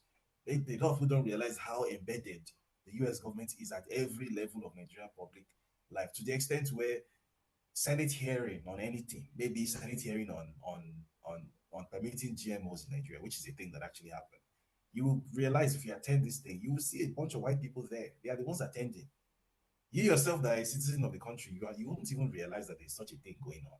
Important policy decisions are being made, and it's some white guys who are sitting down and discussing those things on your behalf, right? So this interference is not just in terms of interfering in the election and choosing your president. They're interfering in your National Assembly. They're interfering in your civil service. They're interfering even in your private sector. They're interfering in multiple ways. Interfering to the extent where a lot of people don't realize this. And it's I say this to sound like a conspiracy theorist to people who don't understand how economic warfare works. Have you ever wondered how is it possible that typically how development works is that you go from pre-industrial to industrial, then post-industrial, and as you move up, as you move like that, the maybe the value of your real estate is supposed to rise, because your country becomes wealthier and whatnot. How is it possible that a country which is still stuck in pre-industrial, like Nigeria has never had an industrial revolution, it's still pre-industrial, but the cost of real estate in urban Nigeria now is now rivaling the cost of real estate in post-industrial societies? How? Let me know The cost of buying a house in Lagos is more expensive than buying a house in most parts of America. what How? what do you think is the reason why? One of the reasons, not the only reasons, but I think one of the reasons is that some people who rule the world have calculated that in order to maintain certain parts of the world in poverty, because again, people need to understand African poverty is artificial, right? African poverty is completely artificial. There's no reason for Africa to be this poor, True. right? So that poverty needs to be in place so that the raw materials being extracted from Africa can be maintained at an artificially cheap price, Including human raw materials. right? This is all about economics, right? Some people need how the global consumer economy works is that Asia is the factory, and then Western Europe and North America are the consumption places, and Africa is the extraction zone. For that system to work, the extraction and production need to be cheap so that the consumption can be plentiful. Because if the extraction and production are expensive, they cannot consume as much. So Africa needs to be the poorest place in the world, followed by Asia and Latin America, and then Western Europe and North America with their cousins in Australia are the ones who get to enjoy the best. That's the economic structure of the world. So for Africa to remain cheap, you need to ensure that the factors of production which exist for people to lever themselves out of poverty, that people do not have access to those factors of production. What is the most important factor of production? There are four factors of production: land, labor, capital, and entrepreneurship. What's the most important one? Land is the most important one. Land contains the raw materials. Yeah, if you ask any economist, they'll tell you because land it encompasses building, it encompasses farming and agriculture, it encompasses mining, oil extraction, whatever it is. That's all land. So land is by far the most important of the four factors of production. And we have it in abundance.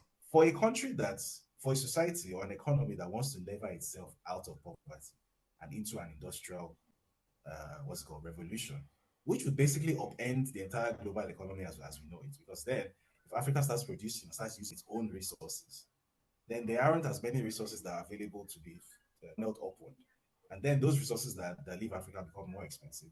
And then the consumer economy of Western Europe and North America can become completely unworkable, right? So once Africa stops being poor, then the world as we know it turns on its head.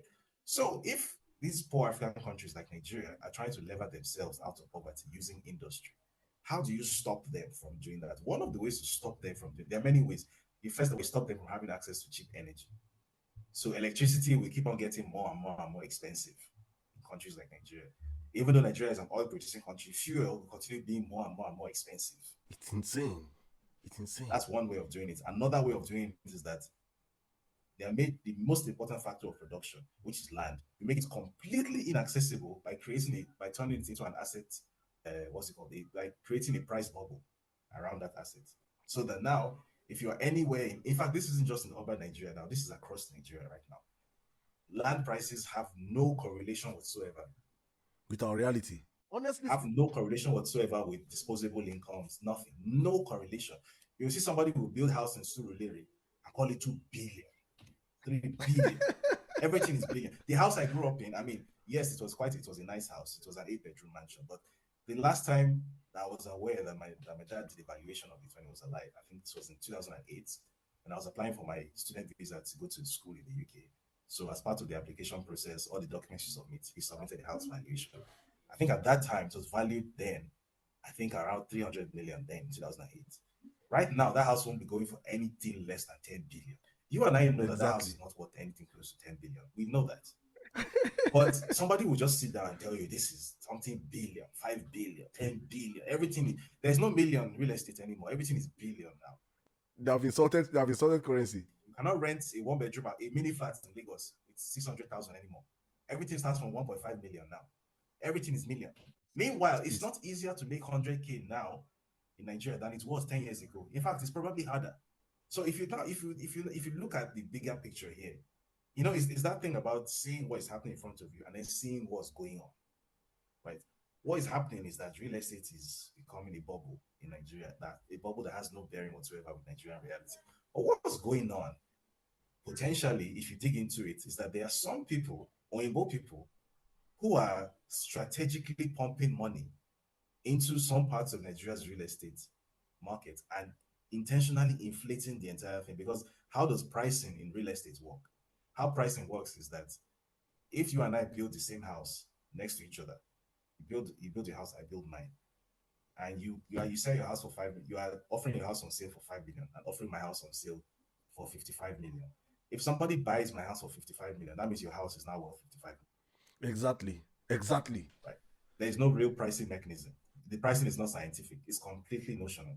So if an Oimbo person who is trying to create a bubble in your housing market to stop you from developing comes to your country, is okay, this house in Ikoyi, I'm going to I'm going to buy it for 60 billion. What I mean, every other house in What Ikoyi, the houses price in of Ikoyi, true? everything VI two. VI, everything is billion. Exactly. That means that Lekki has to be billion. Has to be billion. And if Lekki is billion, that means Osaka, Agungi, everything too has to be billion there too, which it is now. If those places are billion, Obalende too must be billion, which it also is. If Obalende is billion, Surulere is just next. So why can't it be billion too? It also is now. So that is how you create this sort of economic contagion, this financial contagion that spreads outward, and people don't even realize. We don't even realize what is going on. This is economic warfare. Now obviously I don't have the like transactional records to prove that this is 100% what happened.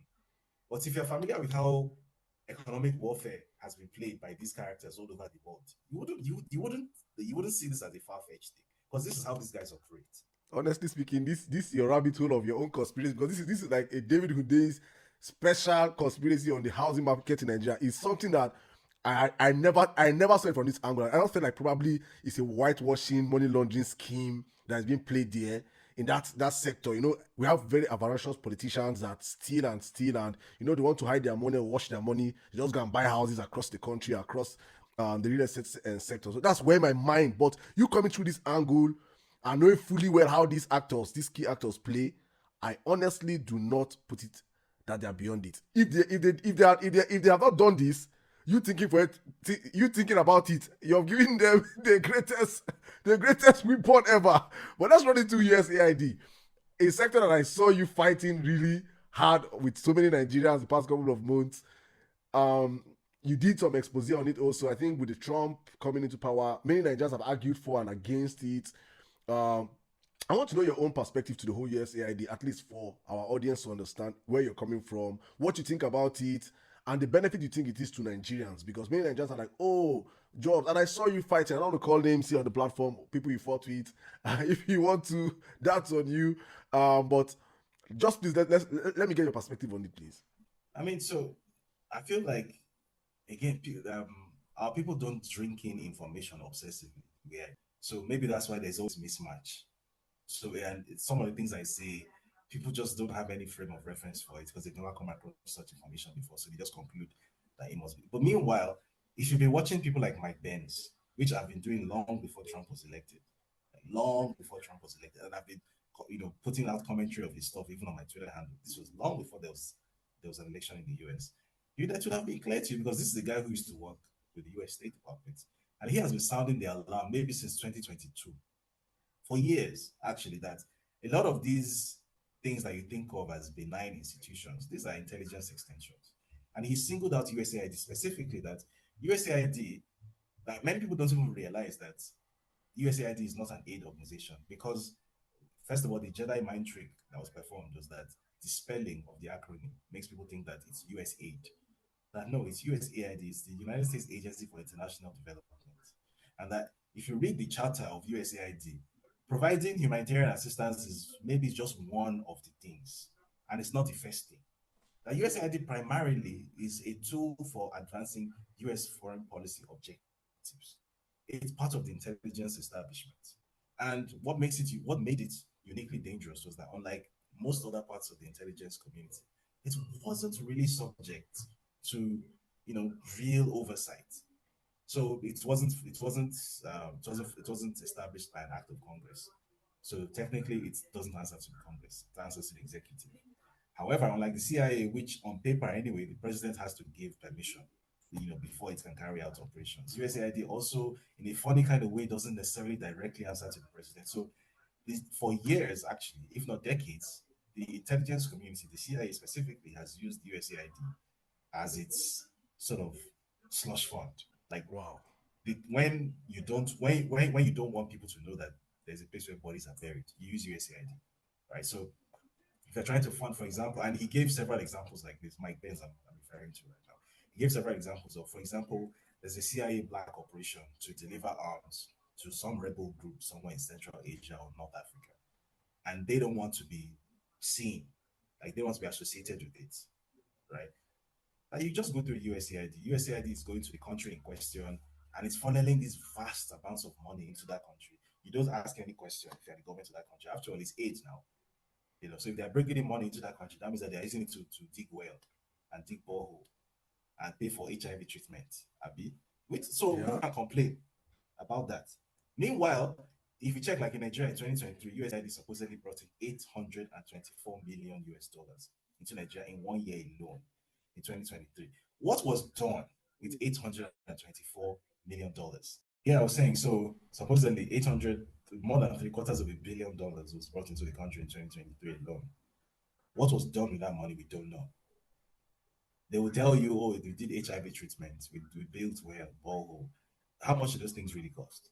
And that's how USAID does this thing. So if you're a member of the if you are from the intelligence community and you're carrying out a black operation in someone else's country, funneling maybe funding to some rebel group or some terror group in someone else's country, you funnel this through USAID. And even the people who work at USAID may not even be aware of what they are being used to do. Because that's the whole point of intelligence. And people like Mike Benz have been sounding this alarm for years. So again, I feel like maybe a lot of people just aren't familiar with this kind of information. So maybe that's why to them, when they hear it from people like me, then it causes some sort of consternation. But maybe people just need to become more curious. Okay, I just want to go on with some personal questions real quick. What's one fact about the man Tinubu that genuinely shocked you that you discovered? I wouldn't say anything genuinely shocking because, as I said, this is a story I've been aware of in some way, shape, or form for decades. Again, being born where I was born to who I was born to, I've always known these things were not secrets, not to me anyway. So I've always kind of had an idea. So I wouldn't say I was shocked by anything regarding him per se, but what did surprise me or what did shock me was the fact that the let me not say the population because it's actually not the population, it's a relatively small number of people, but that's this new group of people that emerged calling themselves Yoruba conservatives or Yoruba Renew, all these things. Like I had never taken such people seriously before. Like I thought they were clubhouse and Twitter space people. But during the election period, we saw these people come out and like they killed people. And I remember being really, really taken aback by this because I've always understood that with someone like Tinubu, it's always a transaction. It's always transactional. People are always they always support him because they expect to get something out of it. So this was the first time that I was seeing people treat Tinubu the way some people in the north used to treat Buhari. Like I can understand why those people in the north would have seen Buhari that way because to them he was their ethnic and religious champion, right? But Tinubu, I don't think that you would have anybody should have been able to take him serious to that extent that you see him as your ethnic champion. I didn't believe that such a thing was possible. I genuinely thought that everybody knows what the deal is at the end of the day. So anything they are doing, they are working for their money. But these people came out, they beat people up, like people close to me got beaten up, right? And they killed people. People actually died. I saw, like if you watch that movie sometimes in April, it's a movie about the genocide in Rwanda and how people who were neighbors yesterday, all of a sudden today, this person is looking for this person's head because it's from a different ethnic group. I remember how horrified I was when I was watching that movie. And I got a similar feeling when I was following what was happening in Lagos. This is the most cosmopolitan place in the country. Really? True. If people are doing this, and for the sake of who? Because of who? Bola Tinubu? Really?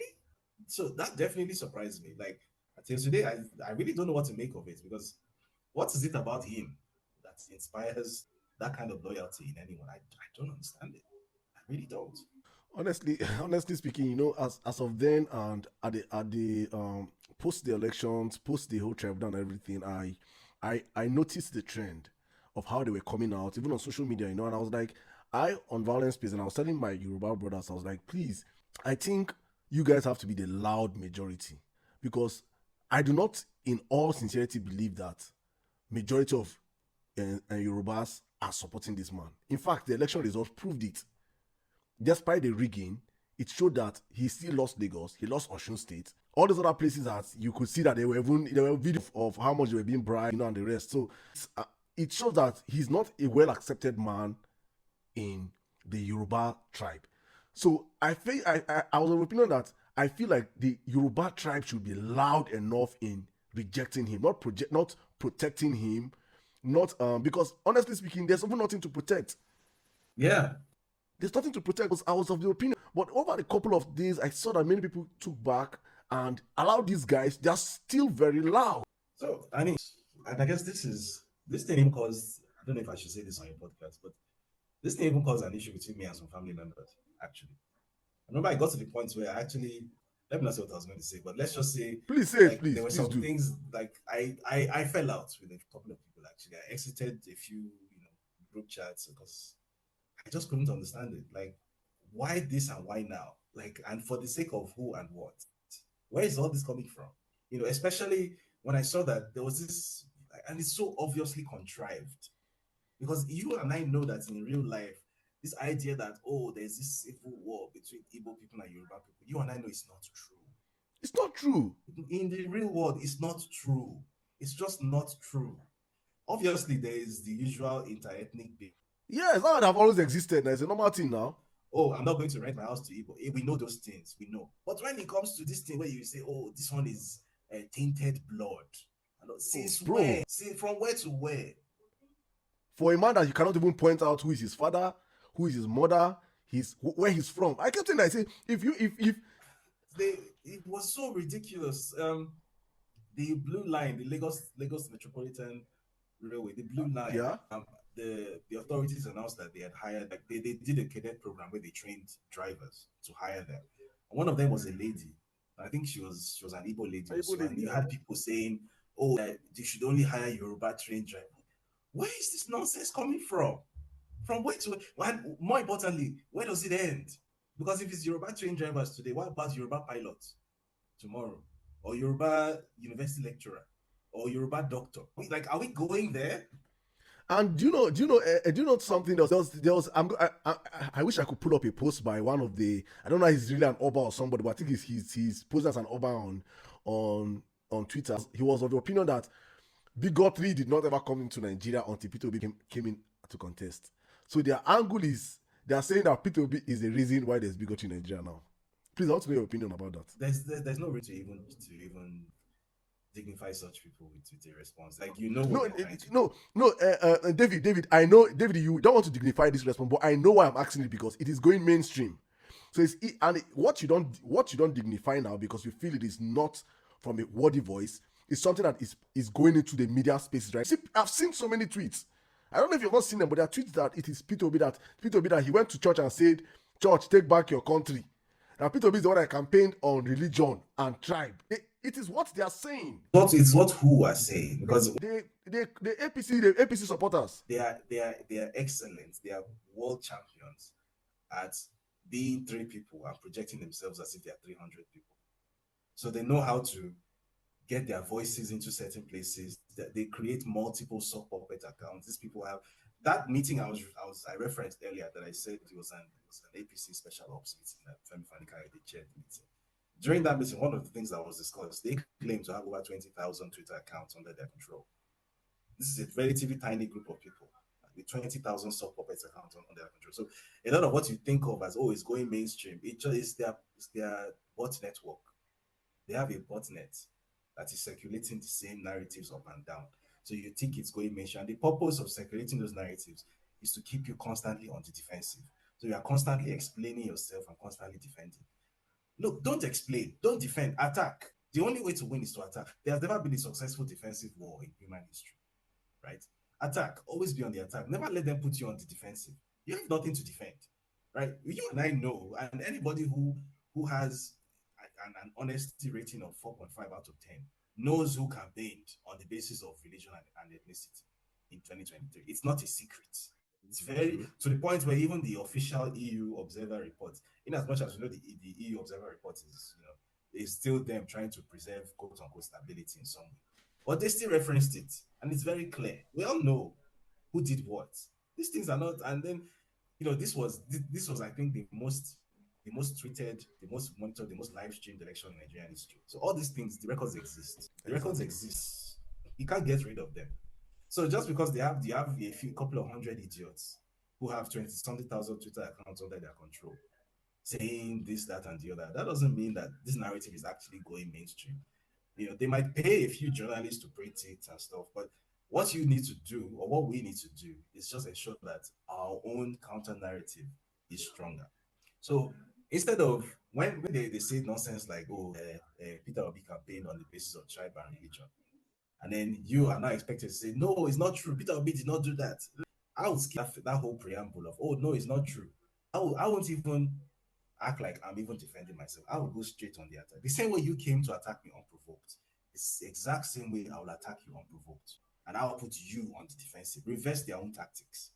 It's when you're dealing with these people, because I've come to realize rather belatedly that a lot of these tactics that they use, they didn't come up with it themselves. Believe it or not, these guys are US trained to an extent, right? A lot of these tactics came out of CIA, what's it called? Information Operations Handbook. How to basically socially engineer an entire population. Exactly. These dumbasses on Twitter did not come up with these ideas. They don't have it. They don't have it.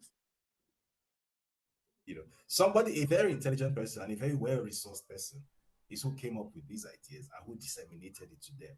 And they are just following instructions. So what we need to do is find out, even if you can't find out who is responsible for it and which CIA handbook or whatever, we have an idea. So what we then need to do is reverse engineer what they are doing, right? And then turn their own gun back on them. Because these guys are dumbasses at the end of the day. That's their number one weakness in life. They are fucking retarded. They don't have sense. So all you have to do is reverse engineer what they are doing, turn their own gun back and face it at them. And they can't live with you. And that's what I've always done. And that's why they can't live with me. I think you should have the record of the most blocked account. I was meant to ask you about your you have war of the different sections on Twitter. You're like the guy that have fought everybody on Twitter. You fought the feminists, you fought the IPOBs. In fact, I think your latest fight is the IPOB guys. And many of them are like this. Many of them are like, Saddam, and your friend David, tell him the truth. So I want to know your gross with the IPOB guys.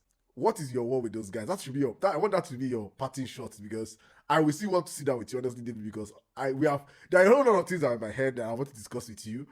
And I think we'll have a sequence to these conversations. Please, you have to find out time for me. Maybe much later, maybe when this whole case has been revealed, when it's unraveling for the whole world, we'll have a sequel, a part 2 to this conversation. But please, let me know your fight right now with the IPOBs, the Simon Ekpas of this world. I have a theory also. Let me bring this theory to you. I wanted to have a special episode on this, but let me share this to you. So you might, maybe you will see what I'm saying. And I think maybe you're thinking about it. Let me say it, then I'll see. Simon Ekpa was arrested October last year, before Trump came into power. And I remember, I myself have always told people around that Simon Ekpa and the insecurity in the Southeast is all the Western psyops. And as Simon Ekpa, even if he does not know, or he knows, he's a willing tool for them. That has been our opinion, right? And I feel like he's a creation of these guys. He's working with Bola Tinubu to destabilize the East, because the most important thing for Tinubu is, where do I have to win elections? Where do I have to stop my opposition from winning?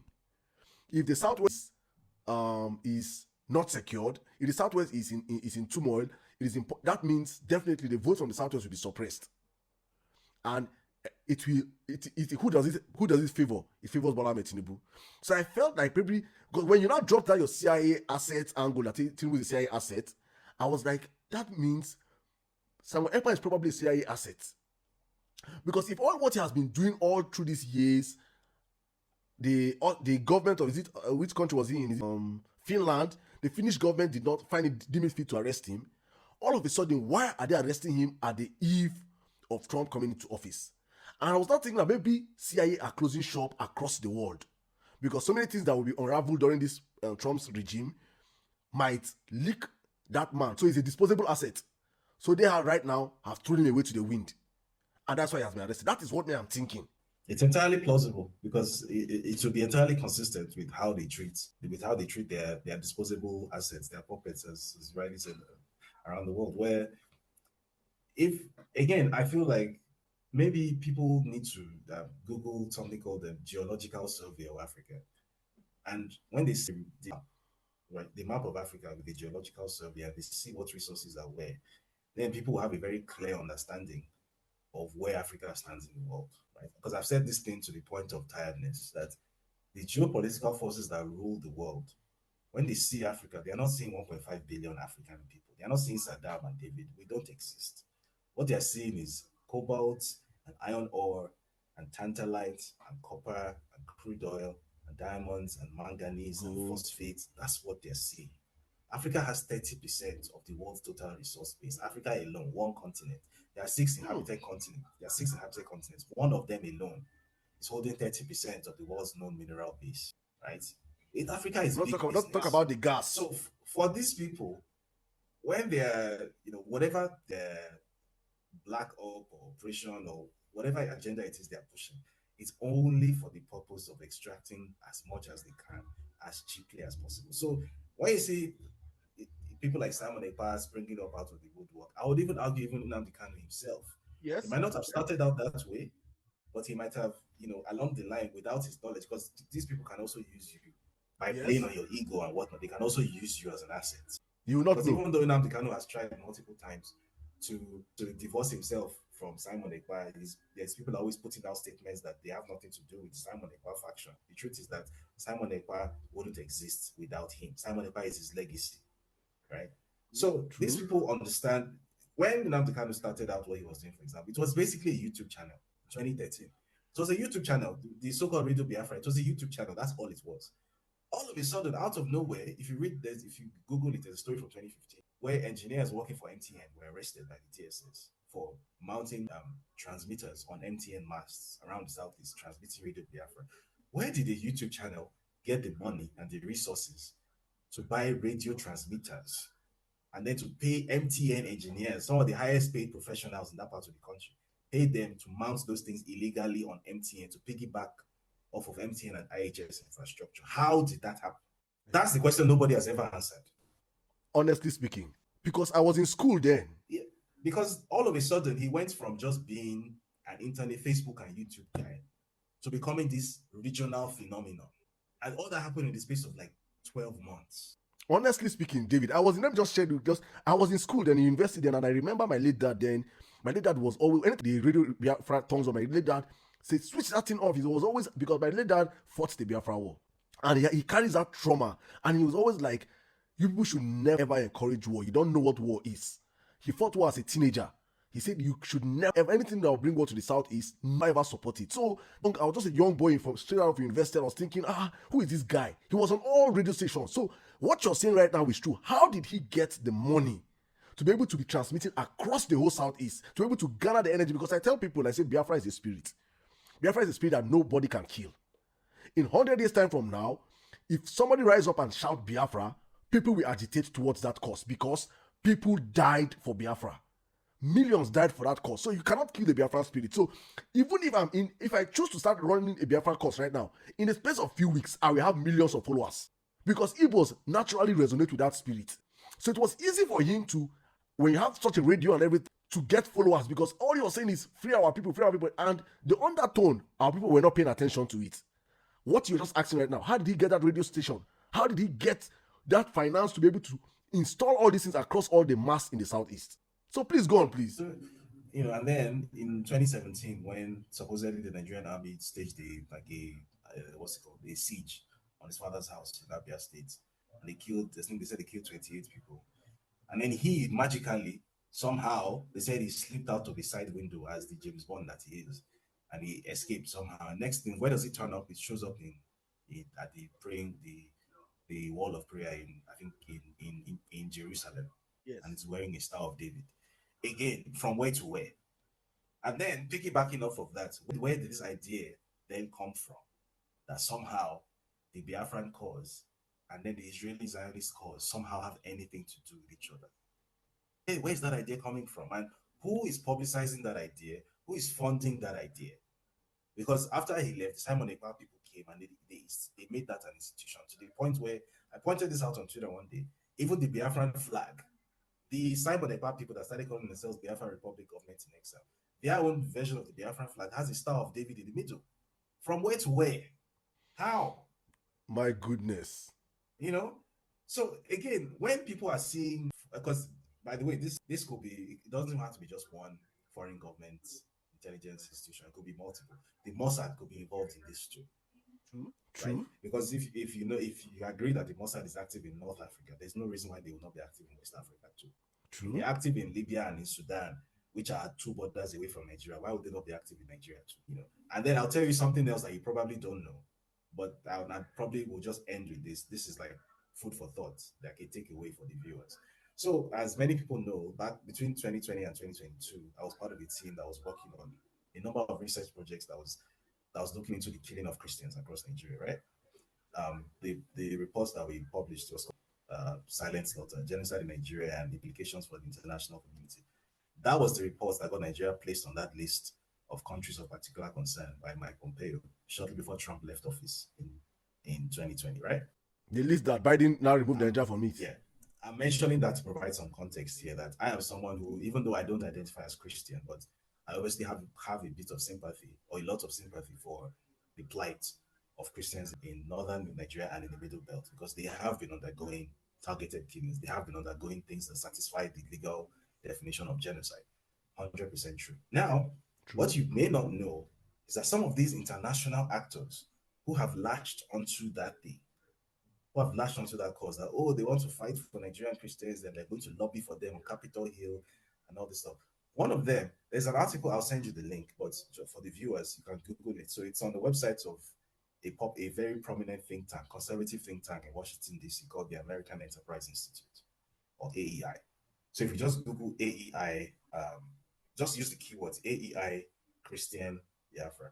You use that as a keyword and you see the article that comes up. This was an article that was published 2 weeks ago. Now, the American Enterprise Institute, which is an institute, a think tank that has the ear of Donald Trump and his advisors, is a very influential conservative think tank in DC. Someone writing a column on the AEI's website and a very high-ranking policy fellow at the AEI was saying, and I quote, that if the Nigerian government cannot deal with the killing of Christians in Nigeria, then maybe the existence of Nigeria itself is the problem. And that in that case, the US government, in order to um, in order to stem the incidents of killing of Christians in Nigeria, should what's the word he used now? Should basically side with the with Biafran agitators and should basically split up Nigeria. Now, whether or not you believe Nigeria should be split up or not, let's put that aside. My question is, why is some white guy in Washington, right, who has his own geopolitical agenda, thinking two completely separate things in Nigeria? The killing of Christians in the Middle Belt and the North and the Biafran agenda, those are two separate and distinct things. Why is he conflating them in a way that he knows the American audience is not going to be able to differentiate them? Why is he making it look like the Biafran agitation is the same thing as the agitation by Christians who are just trying to stay alive? So he's trying to make it out that Biafrans, first of all, they're Christian nationalists, which is not true. And that the agitation of Christians in the Middle Belt is linked to Biafran agitation, which is also not true. And then he's now recommending for a foreign government to balkanize a government in Africa, to balkanize a country in Africa. So the US government should use its weight to split up a country in Africa. Whether or not you believe Nigeria should be split up, I think if you have a functioning brain and you can look at recent examples around us, such as Libya, for example, you should know that when these people start cheerleading for foreign intervention in your country. It's not for your own good. It's not, never. It's never The for your same way good. they did it in Libya, they came and they intervened, and now all they are doing is that they are siphoning Libya's oil. Whatever Libyans are doing, that one don't concern them. The country is a total mess now. The country doesn't have a functioning government. It's a dump site for human trafficking. That's not their business. Their business is that that oil that they wanted, they are getting it. Their business is that those Libyan gold reserves that they wanted, they've carted everything off. That's what they are concerned about. It's not the people. So whether you call yourself IPOB or whatever, you are looking for freedom from Nigeria, understand that when these Oyibo people start saying things like this, and they start saying, "Oh, U.S. government should come and help you gain independence," they are not trying to help you gain independence. They want natural gas that is under your feet. They want the natural gas that is under your father's farm in Imo State. That's what they want. But that's what this is really about. They're not trying to help you at all. You are completely expendable and disposable in their eyes. So, this idea that there's some helper out there, there's some Oimbo guy who is just trying to help from the goodness of his heart. Please, Africans need to take that idea and stab it, kill it with fire. It's not true. Thank you very much, David. This has been, I say, over 2 hours of wonderful conversation with you, my brother. We must have it. Please, you have to promise me we are going to have a part 2 to this.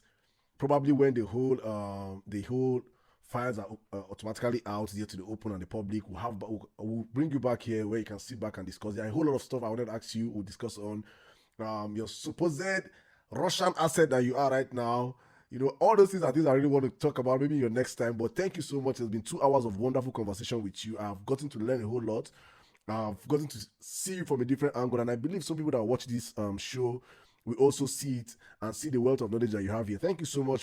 Thank you for these 2 hours. I know how much an hour is wherever you are right now. It's a whole lot of time, and it is worth it. It is worth it. Thank you so much for it.